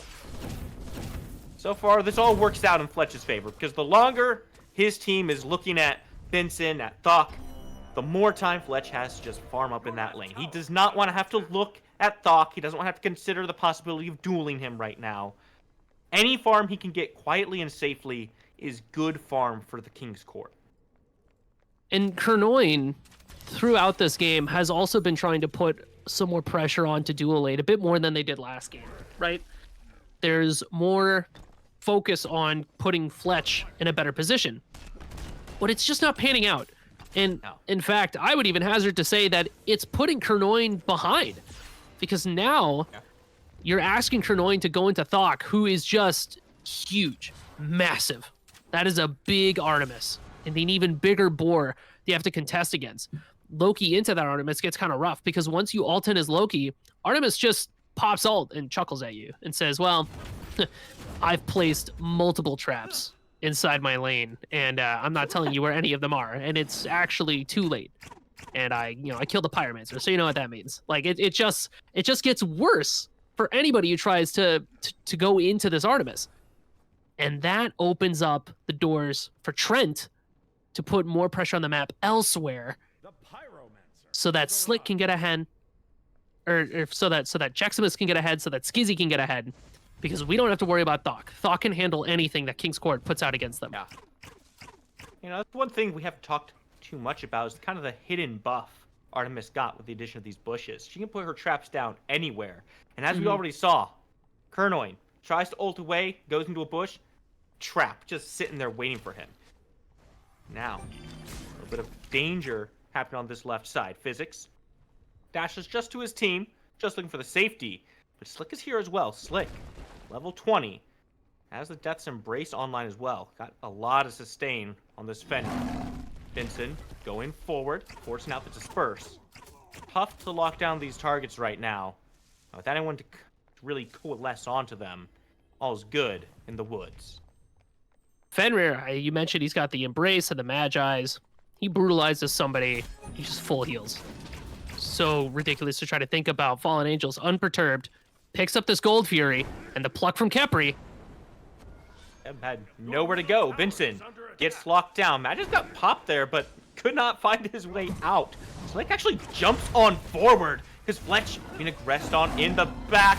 Spurs takes him away from Jeximus, and Slick takes out Thok. The ADC on one side has dropped, and the King's Court now have a favorable fight. They can just get themselves out of danger afterwards. Trent trying to find vision for Skizzy. Unfortunately, the Neath ult not able to take anybody down quite yet. Health bars are low for King's Court, so not a lot of objectives that they could look at unless they have physics there to back them up. They also have to contend with the fact that Fallen Angels will take the fight after the fact. Being able to take down Thok for King's Court there is pretty big. Physics taking a lot of damage, oh my lord. Garrett's Blessing comes out, but he's burned the Talisman as well. He's got nowhere to go here. Skizzy putting him down, and just like that, Objective just opened back up for the Fallen Angels. Which I'm actually going to take a reset here, which is not entirely to my liking. But I suppose if you don't have Thok there, perhaps the call is not to go straight for a Gold Fury. Instead, though, King's Court goes straight to that Fire Giant. 3 members over there. Skizzy kind of putting the pieces together. FG's at half. Skizzy coming on in, looking to try to steal it away. The Storm Call comes down as Skizzy steals it away! Oh, you cannot keep letting him do that to you! And the Fury not taken because Fletch is over there trying to disrupt. He's just gonna pay for it with his life. A 3rd Fury and a Fire Giant to the Fallen Angels. They're not falling, they're rising high. 2-for-1 special, baby. You can get a Gold Fury and an FG. Izzy gets ulted by Slick. Does not care. I regen so much health because guess what I got in the back pocket? It's gonna be that FG. Good lord, Slick pays the price. Fatal strike, truly fatal. A fatal mistake for Slick to try to punish Skizzy there. If you're gonna do it, you gotta commit everyone and just burn them quick. They spend too much time on that, and everything is now swung fully in favor of the Fallen Angels. They've got the objectives, they've got a gold lead, and they're gonna look to extend that as they take down this mid lane. Absolutely ridiculous that Skizzy was able to just walk up slowly and down smash that FG. And they're just gonna start running it down mid lane. Hey, when you've got one of the better objectives in the game, might as well just go ahead and slam it down. King's Court, for all of their gumption, for all of their aggression, only seem to find themselves getting picked off one by one. Oh my god, the Reaper just gonna get destroyed on that one. Gets caught out, like you said, by himself in the jungle. He's got no one around him, no help, nowhere to retreat to. This is not a point in the game where you can be off on your own. You got to be grouping up. The enemy team just took 2 big objectives. You know they're going to be sieging. You know they're moving as a group at this point. Just needs a little bit more caution. Well, remember when you asked me back at Picks and Bans, do we need to see any changes from the Fallen Angels when it comes to like picks or maybe like grouping and gameplay? We're seeing that change right now. The coordination is on point. Skizzy charges ultimate, Kerloin ready to interrupt. Comes right into the back, but gets rooted down. The shield from Geb comes in, and Cornoin has nothing to do. Tries to get himself out of danger, but he's just getting popped down. Now the Phoenix can be broken. It's on its last legs as it is. Slick, I don't know if this is the guy you want to brutalize, because you're going to get turned around and brutalized yourself. Jeximus trying to find a way out. The shields are good as Trent leads the charge. Oh, did I say he was leaving? I'm sorry, he's blinking back in. He's not done here. Gonna go take a trip to the gray screen, but he takes 2 with him. The King's Court lose their right Phoenix. Good plays from Kerloin there. Even though he dies, Skizzy in some danger. Reaper with the chase. No way, Skizzy's alive right now. Thok comes around, turn the Sunbeam Bow on, and put the shots down range.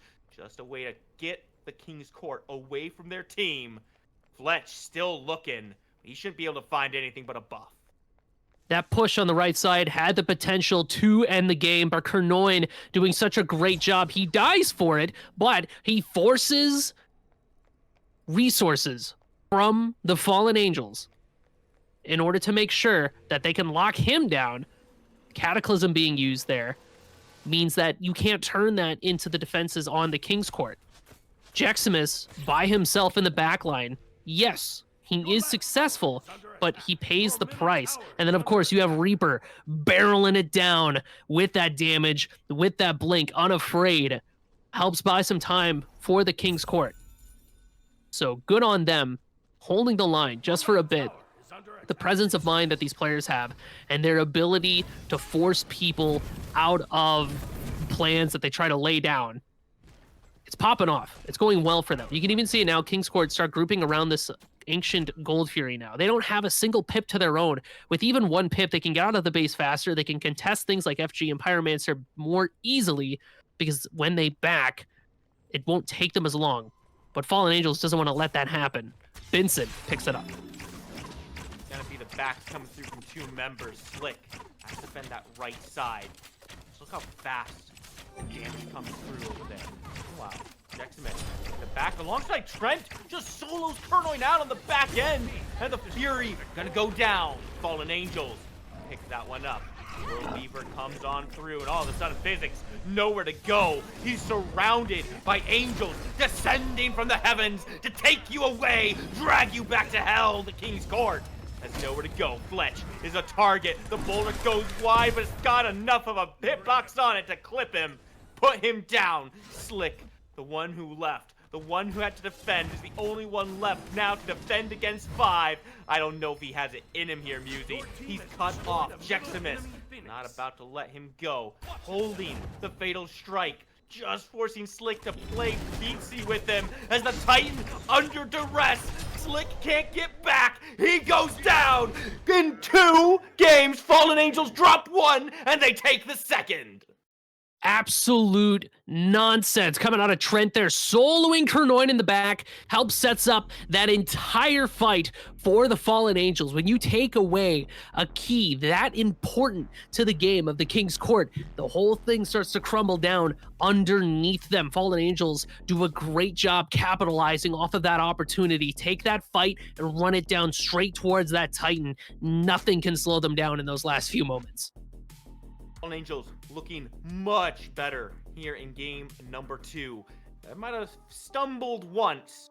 Without that Ama that Kernoin was piloting, a lot more difficult to get the work done, and Thok was able to leverage that early lead a lot more effectively. 9-3 just turns the heat up and started tearing through those health bars.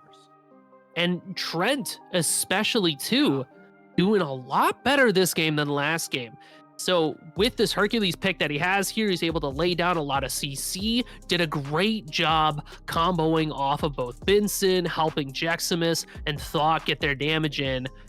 I love seeing that improvement from game 1 to game 2. Fallen Angels showing that they were down initially, they are not out now. And of course, Thok staying fairly consistent when he doesn't have to worry about things like a 12-1 Amaterasu running at him.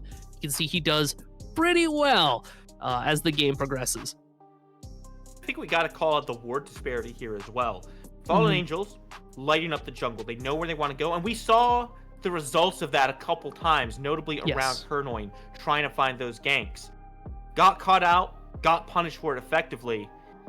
We're not seeing the same thing from TKC. Slick putting down 0 wards. Reaper only 1. The vision game is an incredibly important part of this, and the difference between the two is clear as day. Or dark as night, depending how you want to look at it. Through the clearest day and the darkest night, information is the single best thing you can have tonight. This is pretty good. What do you rate that spooky? 0 to 10. 0 to 10. You know Don't what? rate it a 0.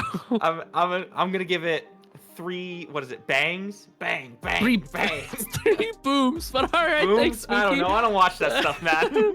But information is the single most important thing in a multiplayer game like this, and being able to control it to the degree that Fallen Angels did helps get them this victory. Skizzy, knowing full well when that Fire Giant was started, helps enable him to just walk up and steal it.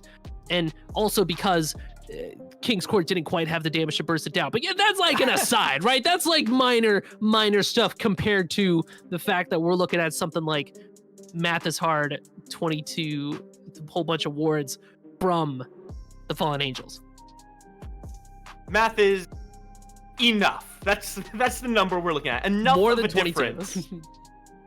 As it stands now, games are 1-1. Both teams have a victory, which means this one is a 3-game set here, Music. But before we can get to that, got to give the teams a couple moments to reset. So we're going to take a quick break and be right back.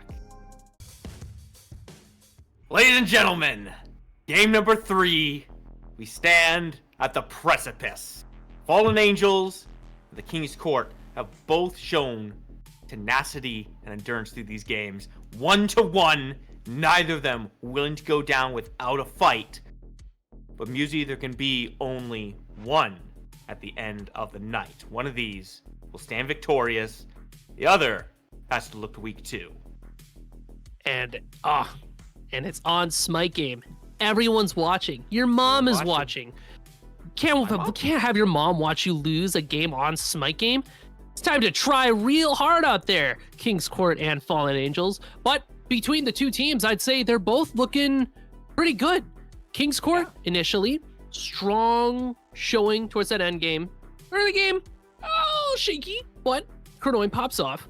Game 2, Fallen Angels, rock steady throughout, I'd say. King's Court had a couple of moments where they showed up, and we were like, all right, well, hold on, got ourselves a game here. But especially towards the end, Fallen Angels did a really good job coming together and utilizing their team fight abilities effectively and isolating the problems that were holding themselves back last game. And that was locking down Cronoin and giving Thok room to operate and room to succeed with this Artemis. So now, we've seen 2 games in a row, Fletch on this on her. Lots of stumbling there. Haven't really seen a lot of success, and granted, it's not a very high pressure lane next to that Khepri either. But it's really feeling like here, where it's do or die, King's Court need to change something up in that dual lane. If they're going to give him the on her back, maybe put some more early aggression over in that lane. Give it some jungler support. But we cannot be seeing them both drop before the game even starts. And it's really tough to be in the position of laning against an Artemis. Not even just as on her, but just any character, really. We'll see what the adjustments are. Let's get into the picks and bans. Wait no longer. See how these teams want to approach their final game here on Smite game on a lovely Sunday night. Rock and Here we roll. are. My screen again. Wow. I'm going to give it 3 big booms. 3? Boom. That seems like a Boom. lot. Thank you. Boom. Wow. That's First change here, Musy. TKC. Gonna be first pick here. Fallen Angels taking the second pick for themselves. Sticking with those bans. Amma gone. Morgan gone. Musy. What are we doing next? Oh. Shock. Interesting. That's their pick, though. Yeah, I was going to say, Reaper has been running it on this. Chalk, I was finger crossed over here for the Artemis to be taken off of the board because Thok's been kind of running it down. But now we shoot ourselves in the foot a little bit here. So what are we running instead? You know what's open? Aphrodite. Oh, gross. Yucky. Yeah, here it is. Ew. Girls' night, like baby. this. Let's go. I mean, this character has it all. She's got CC, some sustain, good damage, crazy resets with her ultimate, mobility because of her ultimate now too. Thank you, Smite 2. And still a lot going for her. Of course, you're staring down the CC tenacity of Hercules and Artemis, who had just performed so well last game. Is it worth the first pick? I mean, it's gonna have to be. I like this Agni paired up with it. One thing that TKC has been lacking in these games is ranged, sustainable poke damage. And this Agni really brings all of that to the table. Combined with this Thor now as well, this is actually looking like a pretty feisty team comp coming out from King's Court. Both sides here so far, I'm big fans. These are some solid teams, especially now that we see Neith and Geb locked in for Fallen Angels. Good responses to the CC and the range sustained damage, like you said, from Agni, from Thor, from Aphrodite. You can backflip away. You have Geb's shield, so good options there. But holy cannoli, this King's Court composition is going a little nuts right now. Add the Cupid into this, and now Bologna on top. This is looking like a pretty nasty comp. I mean, you drop the Fields of Love.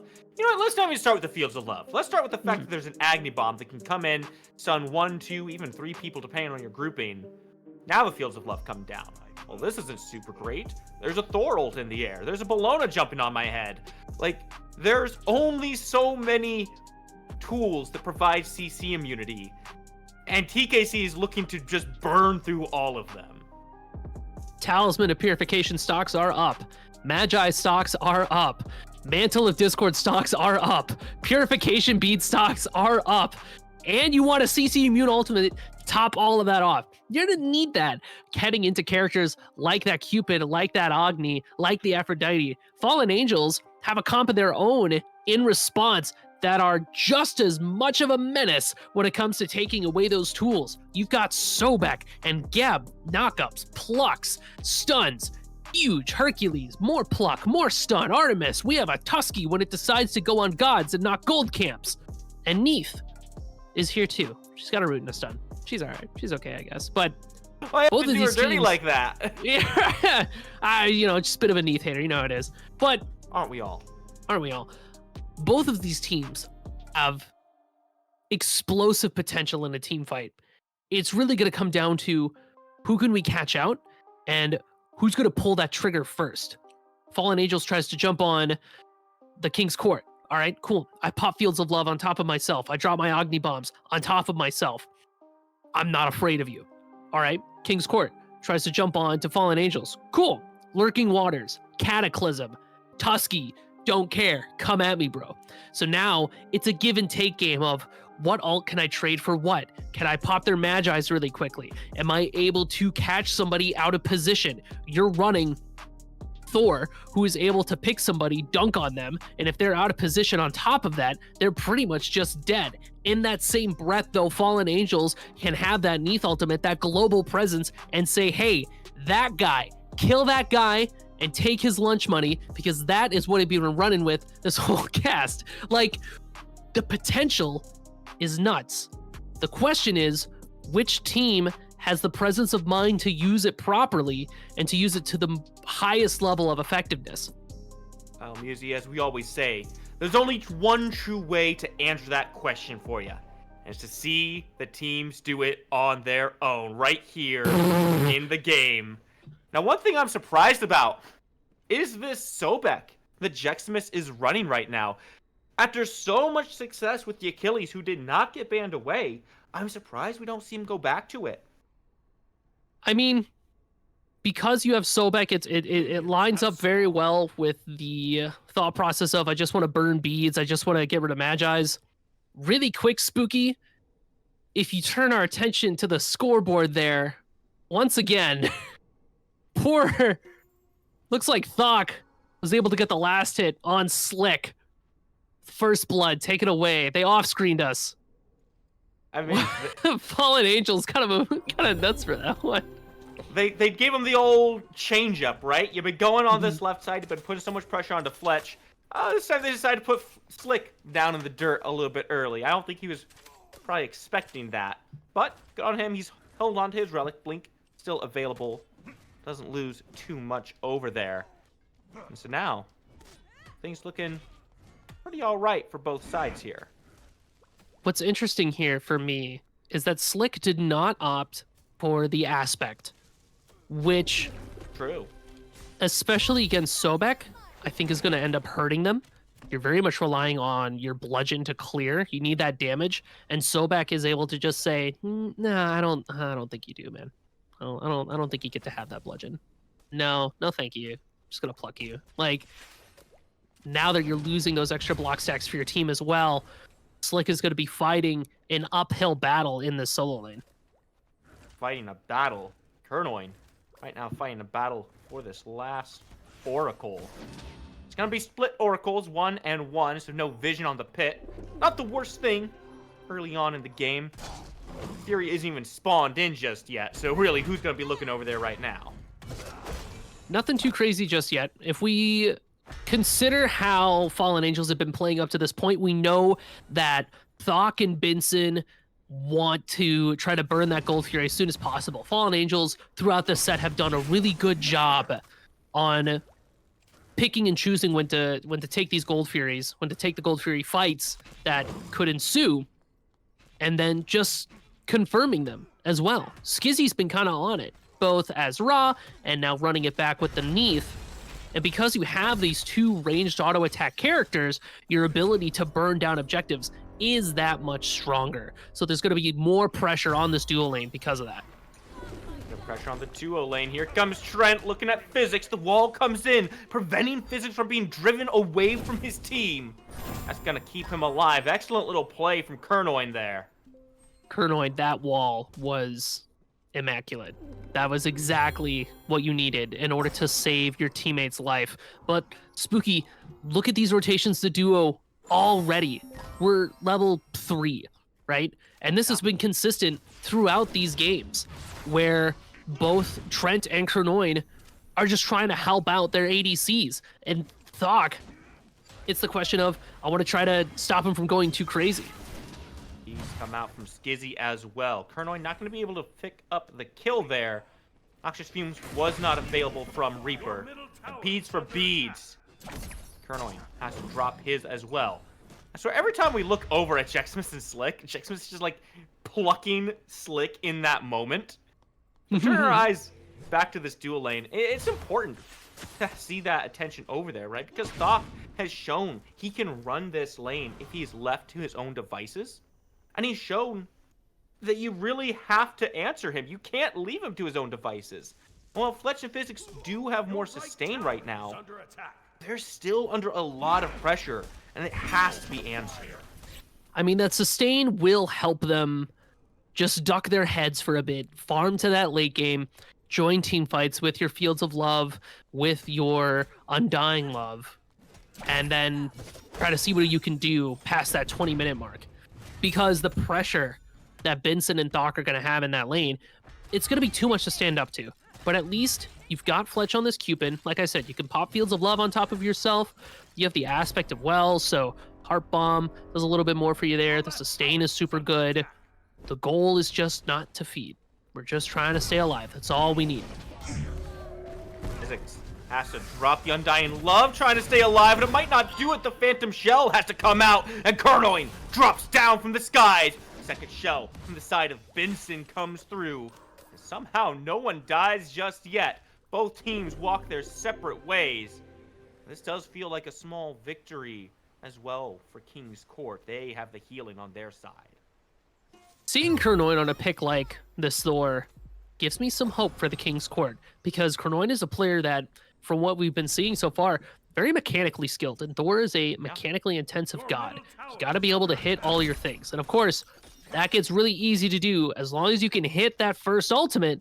The rest of it is a flow chart. It is impossible to miss somebody who's standing still. It's not impossible, but like, you know, Kernoin's not going to miss somebody who's standing still after they've been stunned by their ultimate. So that damage gets confirmed very easily. When you have somebody like Reaper, who has been crushing it with Shockman over to this Agni, there has to be some confidence. If we're willing to play without that shock, got to be good on this Agni to follow up with Kernoin in those moments where he ganks. Fletch. So once again, being looked at on this Cupid. Had his purple buff invaded. And Vincent really hasn't left this lane too much at all. Every time he resets, he comes back, just making sure Thok maintains that pressure. Still though, Fletch in a better spot, hasn't died this game. I say that now, but he's got a couple people on his tail. Has enough distance to be fine. More importantly, he's on level parity. That's the biggest thing that is different between this game and the past two. He's been falling behind so frequently. Blink for blink. Slick. Trying to heal up, and oh my god, it's still not enough healing. Jexamus just puts him down. Wow. The damage from Mystical Mail paired with the slow from Lurking Waters, nowhere you can go. I love the chase from Jexamus. That solo lane, I mean, it's just so rough for Bologna. Sobek, a natural counter to them in Smite 1. That does carry over here to Smite 2, because you just interrupt her form of clear, and then you don't really care about anything else. You're like, all right, well, I'm going to kick your butt. Your right tower is under attack. Or Slick in this solo lane. Now, Gold Fury being looked at. Low bomb comes down, but it's not enough to steal Fallen Angels. And no Gold Fury. The glove comes down, but Physics in a bad spot. Nowhere to go. Skizzy puts him in the ground. Your love does have an end, my friend. And it's not looking great. The King's Court on that one. Another purple buff invade follows it up. Good start here with Fallen Angels. They find themselves that Gold Fury, the fight that ensues. We don't pick up too much, but it'll be enough. Even with things like Fields of Love, with this Cupid, it's not going to dissuade Fallen Angels when they have that forward position that they already did. I like the fact that the King's Court want to try to contest these Gold Furies. We knew that Fallen Angels look for the early ones. but if we're running behind, if we're not feeling quite confident there, then maybe we just take a step back, give it up, look for a re-engage or something along those lines. The King's Court don't really have a lot of room to play with right now.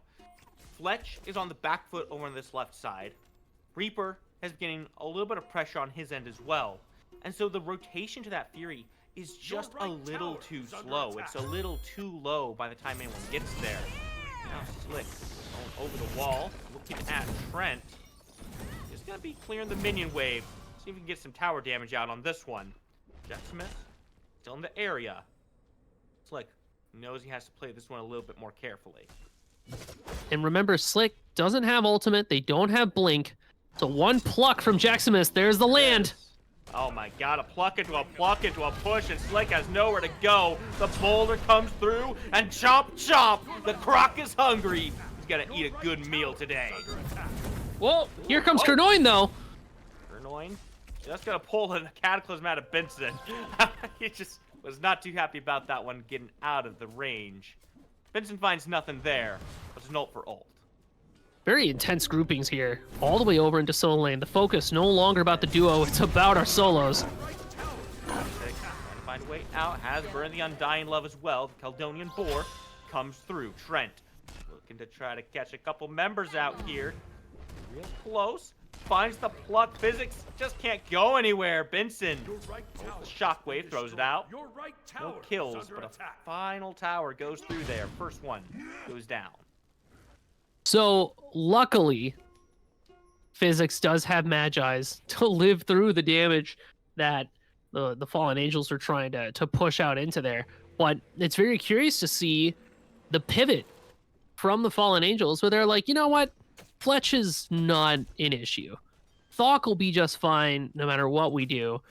Jeximus is already doing pretty well in the solo lane. Let's just try to extend our lead here, because we already are going into this game with that dual lane domination. It shows that Fallen Angels learned a lot, even from all the way back as far as game 1, because they switch up their game plan a bit. They lock down Kerloin. That's how they get game 2. Okay, now we're here in game 3. Now we know if we just feed Jeximus, we let Thok chill, and we leave Fletch to their devices, we can just start running it down and start looking at bigger objectives. Really need to see a response from King's Court, though. I don't think Fletch has gotten anything past his first purple buff. Every single one has just been invaded, and it's been a 2v1 the entire time we've been looking at it. Fletch just doesn't have the ability to get a lot of farm right now. He's still staying on parity with Thok. But you can see the gold difference in the builds right now. You can see it up top as well. Fallen Angels taking a little under a 4,000 gold lead over the King's Court right now.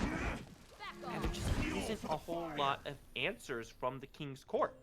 They're playing on the map, they're moving around the map, but it feels very reactionary and not very successful so far.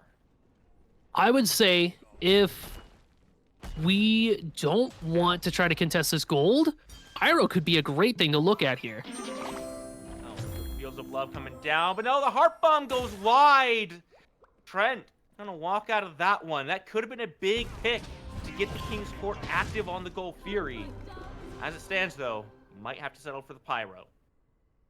And with that too, because, and I'm thinking all the way back to that massive grouping in solo lane, Fletch was able to solo farm in their lane for a bit, but it just doesn't matter because Thok is just so big from that point that they can stand to make these large rotations and not stay in their lane too long and see where else on the map they can put pressure.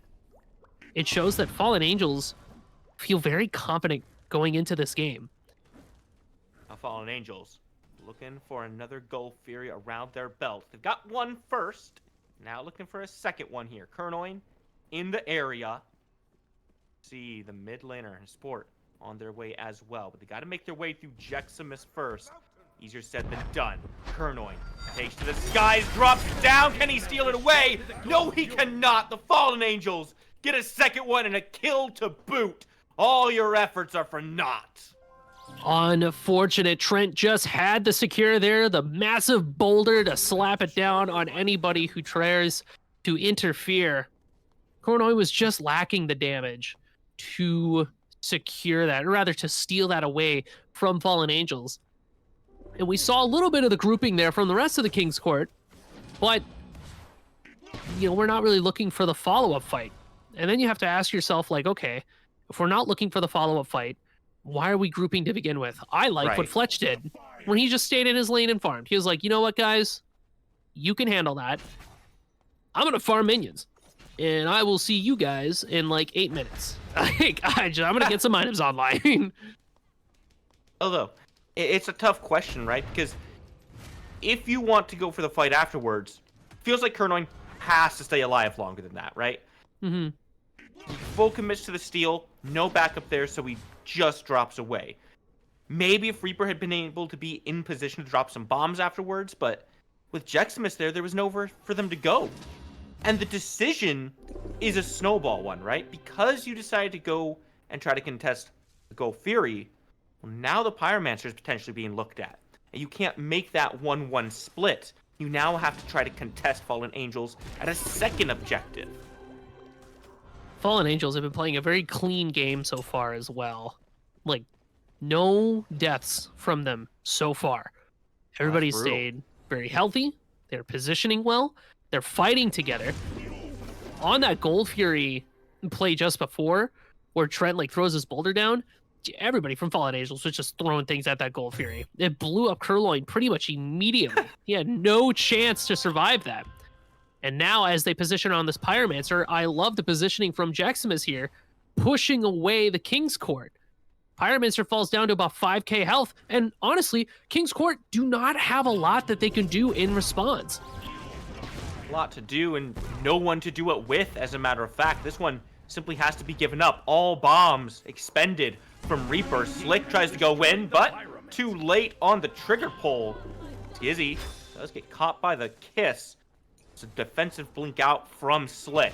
Fallen Angels kind of just putting King's Court into a chokehold right now, but on the left side, Fletch gets some help from Kernoin. Finally puts some damage down as Slick trying to get aggressive under the tower. Skizzy is dropping the ult where Weaver comes through. Just pops the Magi's.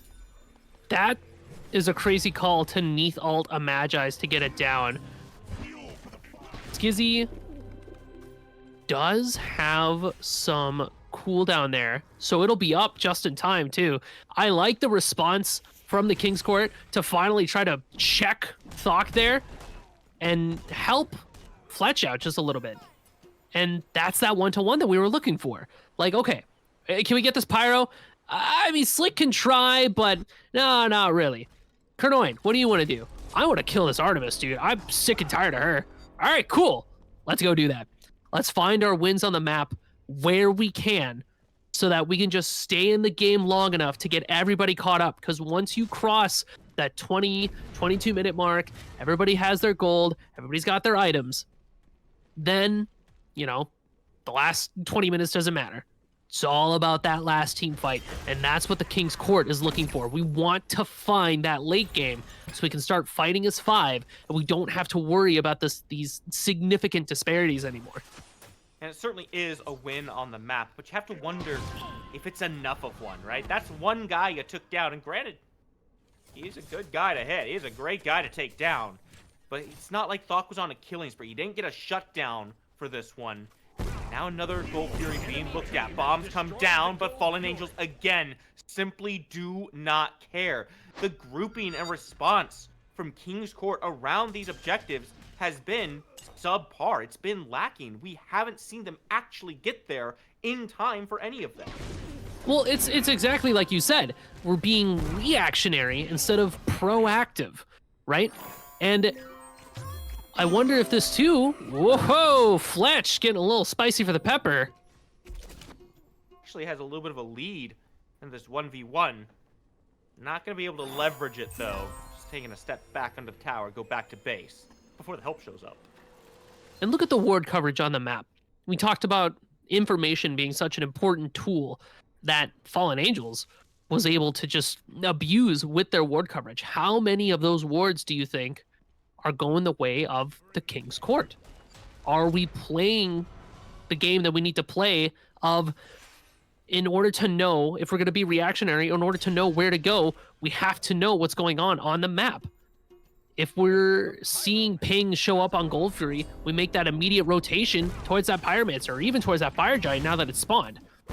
Instead, we're just kind of, I don't want to say rolling over, but we're just a step behind. But every time that they're a step behind, Fallen Angels is able to take 2 quick steps forward towards that Titan, towards that fountain where they want to clean up this game 3. We are 18 minutes into this game. A lot slower pace so far. 6 kills on the board. 5 of them Fallen Angel's name. Beads pulled out from Fletch. It's actually quite daring for him to still go for his camp here. Gets pulled back in, and you may have tried to bite off a little bit too much here. Oh my god, Trent is just wailing on him. Puts him down. Kernoin comes through. Does Trent have anywhere to go? Oh my god, the mitigate wounds keeps him so healthy. And the World Weaver from downtown.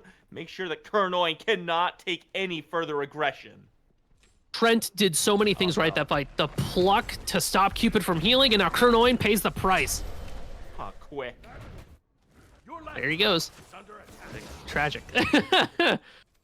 There's a danger as well there. Gets pressured out, but with everyone turning their eyes towards Kernoin, mid lane is pretty safe for now. And this is what we're talking about. Fallen Angels are just so well coordinated. They play off of each other so well. Whoa, Jeximus! Oh, that's a lot of damage, Reaper! Immediately tries to clear out a dodge, burns the Relic, burns the Undying Love. And now, Pyromancer looking nice and easy. Don't fall down to half health here. Physics. The Magi is forced out. Talisman of Purification forced out. Pyromancer confirmed. Fallen Angels look really good right now. And even with the fact that Physics has that Magi's, the Talisman, it all gets burned so quickly, and that harkens all the way back to the picks and bans, where Sobek is just the god that can force those tools out of you. You're gonna get plucked. You're gonna get knocked up. And if you don't respect what Jeximus can do, you have to turn around and try to figure out, okay, well, Trent's gonna do it. Vincent's gonna do it. God help me if I'm standing next to Thok when they pop ultimate. I need these tools, but this silly little crocodile is forcing them out of me. A tough spot to be in, where Jeximus has so much pressure on this map. He can really go wherever he wants, step wherever he wants. He's leading the damage charts right now as a Sobek, of all things. Like, that's a little bit ridiculous. You can see the lead that's extended over 5,000 in favor of Fallen Angels. And that's tough to fight back into. Sure, you're level 20. But look at everything that's coming your way. Fletch just gets wailed on. He's able to get himself back to safety. But Physics has to be careful. You cannot allow yourself to be pulled out of position, especially around this 4th Gold Fury. Ancient Fury being looked at by the Angels. They're stacked up on 3. This one's important. King's Court have all the tools in the world available, minus that Magi's and that Talisman for Physics, but ults are online. Fallen Angels is waiting for Skizzy to get their ults online. Here they go. Finds Physics, just the loop around, forces the ulti out, but Fletch has taken Benson down very quickly. Now the King's Court have an opportunity to move forward. Physics forced out, and Reaper takes Thok down. Gets plucked back in, but Jeximus and Trent up here by themselves. It's a very split fight. Skizzy in the back trying to survive. He's got to run back in his team. Kernoin is here. Trent finds the pluck, but it's not enough. Misses the driving strike. All of a sudden, the Fallen Angels have fallen down for dead, and the King's Court might find their first Fury. King's Court does have sustain here between Cupid and Aphrodite, so they can look at this Gold Fury. Trent's still in the area. Gold Fury falls down to about half, but Reaper's behind Trent. And looks at Fletch, drops a boulder on him, but he's going to get crushed under the weight of his own hubris. And the first Fury of King's Court's game is the Ancient Fury. King's Court, they were able to do it. They held on to that 22-minute mark. Now that they've got some items online, they've got the grouping available to them, they can start closing the gap between them and the Fallen Angels. Not only do they get that Ancient Gold Fury, they'll find themselves the Tier 1 tower in mid. Notably, Reaper was doing such a good job holding it down in that mid lane that they got all the gold benefit there too. So now the King's Court find themselves in a position where they are just tied with the Fallen Angels, who got 3 gold furies, getting a bunch of kills, but now it just doesn't matter. Because if we can kill Thok, if we can kill Benson, we can severely cripple the damage and control that Fallen Angels have. Insane gold and XP swing in favor of the King's Court, evening this game up so much. Now Murnoy comes down very high side. Vincent comes on forward, but he's getting stunned down. Cataclysm hits 4, but where's the backup? The Fields of Love come down, and Benson eats dirt for his troubles. Trent doesn't quite find the pluck he's looking for. Still, Pyromancer is still leashed somehow, and Trent goes ahead and secures that with the boulder. Reaper takes 2 down with a quick bomb too. Now it's all up to Jetson to find his way out. Brings down Fletch into the jaws of the crocodile. Can he find a way back out? Kernoin and Slick on their way. Charge Prey should get him out. Oh, gets him out, but guess who's got the chase? Oh, he finally gets it. The pluck just a little too short, and Trent cannot finish the job. Has to take his steps back. Again, the Fallen Angels give up 4. Unfortunate Fallen Angels, they were able to secure that Pyromancer. They have the bomb in pocket there, but they lose so much to make it happen. King's Court showing up in a big way, showing that they can really fight over these objectives and come out on top. The sustain from Physics and Fletch was not enough to help out Fletch with these, so Bexecute. But in extended engagements, if they're able to make space for themselves, this team composition really starts to shine. You can imagine that the back and forth poke wars that we're going to see around this Fire Giant in a bit is going to be almost heavily favored towards King's Court because of their ability to, like you said, long-range sustain damage with Reaper, and then just heal up with Physics. They don't have to worry about pretty much anything. They're feeling very strong right now. She's still on the ground. I just noticed. Fallen Angels secured it. They have to make the walk back to pick it up. There they go. I mean, this is 5-second rule.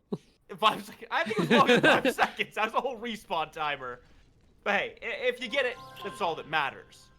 And this is really what we've been looking for from the King's Court. When they picked this Agony, these team fights, these objective fights, are where this really shines because of these closed corridors where you can just drop bombs. You know where people are going to be. You can bring so much damage and CC so quickly. And that's what this team has drafted for. And seeing them finally start grouping up, even if it took level 20 to do it, this is what they drafted. Fletch, 2. 3 and 2. He's positive. Kernoin, though, getting pretty low. Forced to ult out. Gets up into the sky, protects him! Disease. Takes it down with the dot damage. Dies in the sky. Slick trying to ult back out. Caledonia and Boar chasing everybody around. Fallen Angels are tired of losing fights. They want something more. A double kill for Jeximus himself. Trent holds Fletch back. Meanwhile, the rest of the team just running circles. The Fields of Love come down. Not enough to save Trent's life. It's a shutdown for the Fallen Angels. A little bit more deeply. Fletch being targeted heavily. Gets taken out by Skizzy. Physics on the run, but he's got 4 around him. There's nowhere to go. Good back off. Gives him a little bit more time. The longer he can run, the longer it takes to take an objective. You can't run forever. That pick under Kernoin there was everything for Fallen Angels. With the Thor out of the picture, it lets Fallen Angels target prioritize just a little bit more smoothly because you know that you don't have to worry about the Thor ultimate, the Thor wall, the disruption that the King's Court have available to them. And unfortunately there too, King's Court kind of scattered after the fact. Kernoin doesn't care though, he's up in the air. Target on Skizzy, drops down. Skizzy secures the Fire Giant. No kill, but Skizzy backflips right into the Mjolnir's attunement. Oh my god, the Berserker Barrage takes him down. And Cataclysm gonna show Kernoin exactly where he belongs. At the very least, Fallen Angels find themselves with that Fire Giant but Skizzy doesn't get to have the buff for themselves. The dagger left behind. It's gonna go to Benson. So now you have an invincible Geb, essentially. Hey, good luck. Good luck killing that guy, because that is just gonna be rough. Fallen Angels with their Fire Giant get to look at other targets, things like Gold Fury. The tier 1 and 2 towers for mid lane are still available. Or just a good old-fashioned fight. Kernoin is out of the picture for another 20 seconds. So if we get active, get aggressive, we could try to find a pick onto the members of King's Court who are grouping around the sanctioned Gold Fury. Angels way out of the way right now. Extremely low, easy to secure here. King's Court picked that up. Vincent, the only one remotely in the area. And it raises the question again here, Busey, of what exactly are Fallen Angels waiting for, right? They got the Fire Giant. Sure, they lost Skizzy, so maybe they want to make sure that he's up before they do anything. But you still have to be at the objectives. You cannot just give them up for free like that, because the King's Court have already been fighting back very well into you. Giving them these additional tools, this extra gold, is just going to make things harder. Fallen Angels, this is the same team that last game we took 3 Phoenixes and then we backed off. They like to play it safe, and they like to wait to have their payoffs. Be aggressive here and might pay off. They've caught Physics in the back end, pull the shielding out, try to make this Afro a little less useful. Lion Love comes through as the Cataclysm is immune. That gets Physics back to the safety of his Phoenix. How safe can it be? Well, you got by with a Fire Giant. Cole comes in. Kernoin goes down instantly, and the Fallen Angels swarm forward. Jeximus with a triple kill. The Grok is hungry, and they're gonna move on forward. Reaper, the last man standing. No bomb charges. Can he defend it all? It's tough at half health. Drops a bomb on himself. Aegis comes through, and he's pressured back to his tower. Titan at half health. Reaper takes Vincent down, but it's not enough. You can't get there. The Fallen Angels take game number 3. It was a rough start for the Fallen Angels, but they clean it out as the set progresses. Well played. And a great defense from Reaper there at the end had me at the edge of my seat wondering if somehow the King's Court were going to be able to come all the way back. But Fallen Angels played that game 3 so cleanly. Very few points where you were like, well, come on, guys. You know, we can't be doing that. It was consistent even from before we even had a chance to put our eyes on them from that first blood. We put a lot of pressure onto Fletch, and we played well around Thok, and especially around Jeximus. 9-2. That Sobek against the Bologna, favoring so heavily the Sobek, really translated into some big fights, and Trent saw that, put extra pressure onto that solo lane, had trusted Thok to be able to not feed, basically, in that dual lane. And it lets Fallen Angels translate that to a late game fight where they are able to win. And you just couldn't go anywhere on the map without Jeximus getting right up in your face and pretty much daring you to step past him. We saw good strides from the King's Court. They had plenty of fight in them. But again, unfortunately, they just were not able to take that last bit they needed. A couple sour fights, Kernoin especially getting caught out in a couple places, meant everything just started going south for them.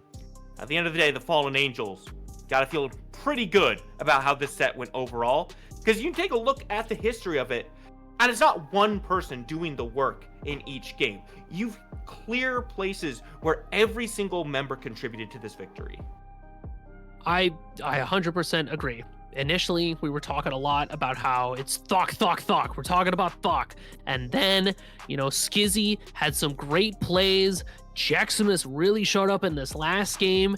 Trent was able to play with fire more than a few times, was able to help set up plays for their team. And Benson is a mad dog who I never want to meet in a dark alley ever, especially if they're playing Sobek, because that sounds terrifying the way that this man does not care about you and will try to take every single CC cleansing option ability that you have from you, like a bully taking your chocolate milk. I don't really have a good analogy for it. All right, it's that Lunch unique money. of a situation. Lunch money. We're back on the lunch money. That's what he does. Like, Fallen Angels played a really great set here. King's Court, lots of room for improvement, but a good start overall. I mean, Reaper, great player, excellent. Slick was doing pretty good as well. Kernoin is very fun to watch. I think once that team has some more time together and is able to slam some more scrims, some more games, you can really expect to see bigger things from them down the line. Really brings me to a place where, don't you just kind of hate it when you reach the end of a set and you're like, wow, my Smite for the night is over? Doesn't that just break your heart? My heart's broken right now, Spooky Mars. What do I do?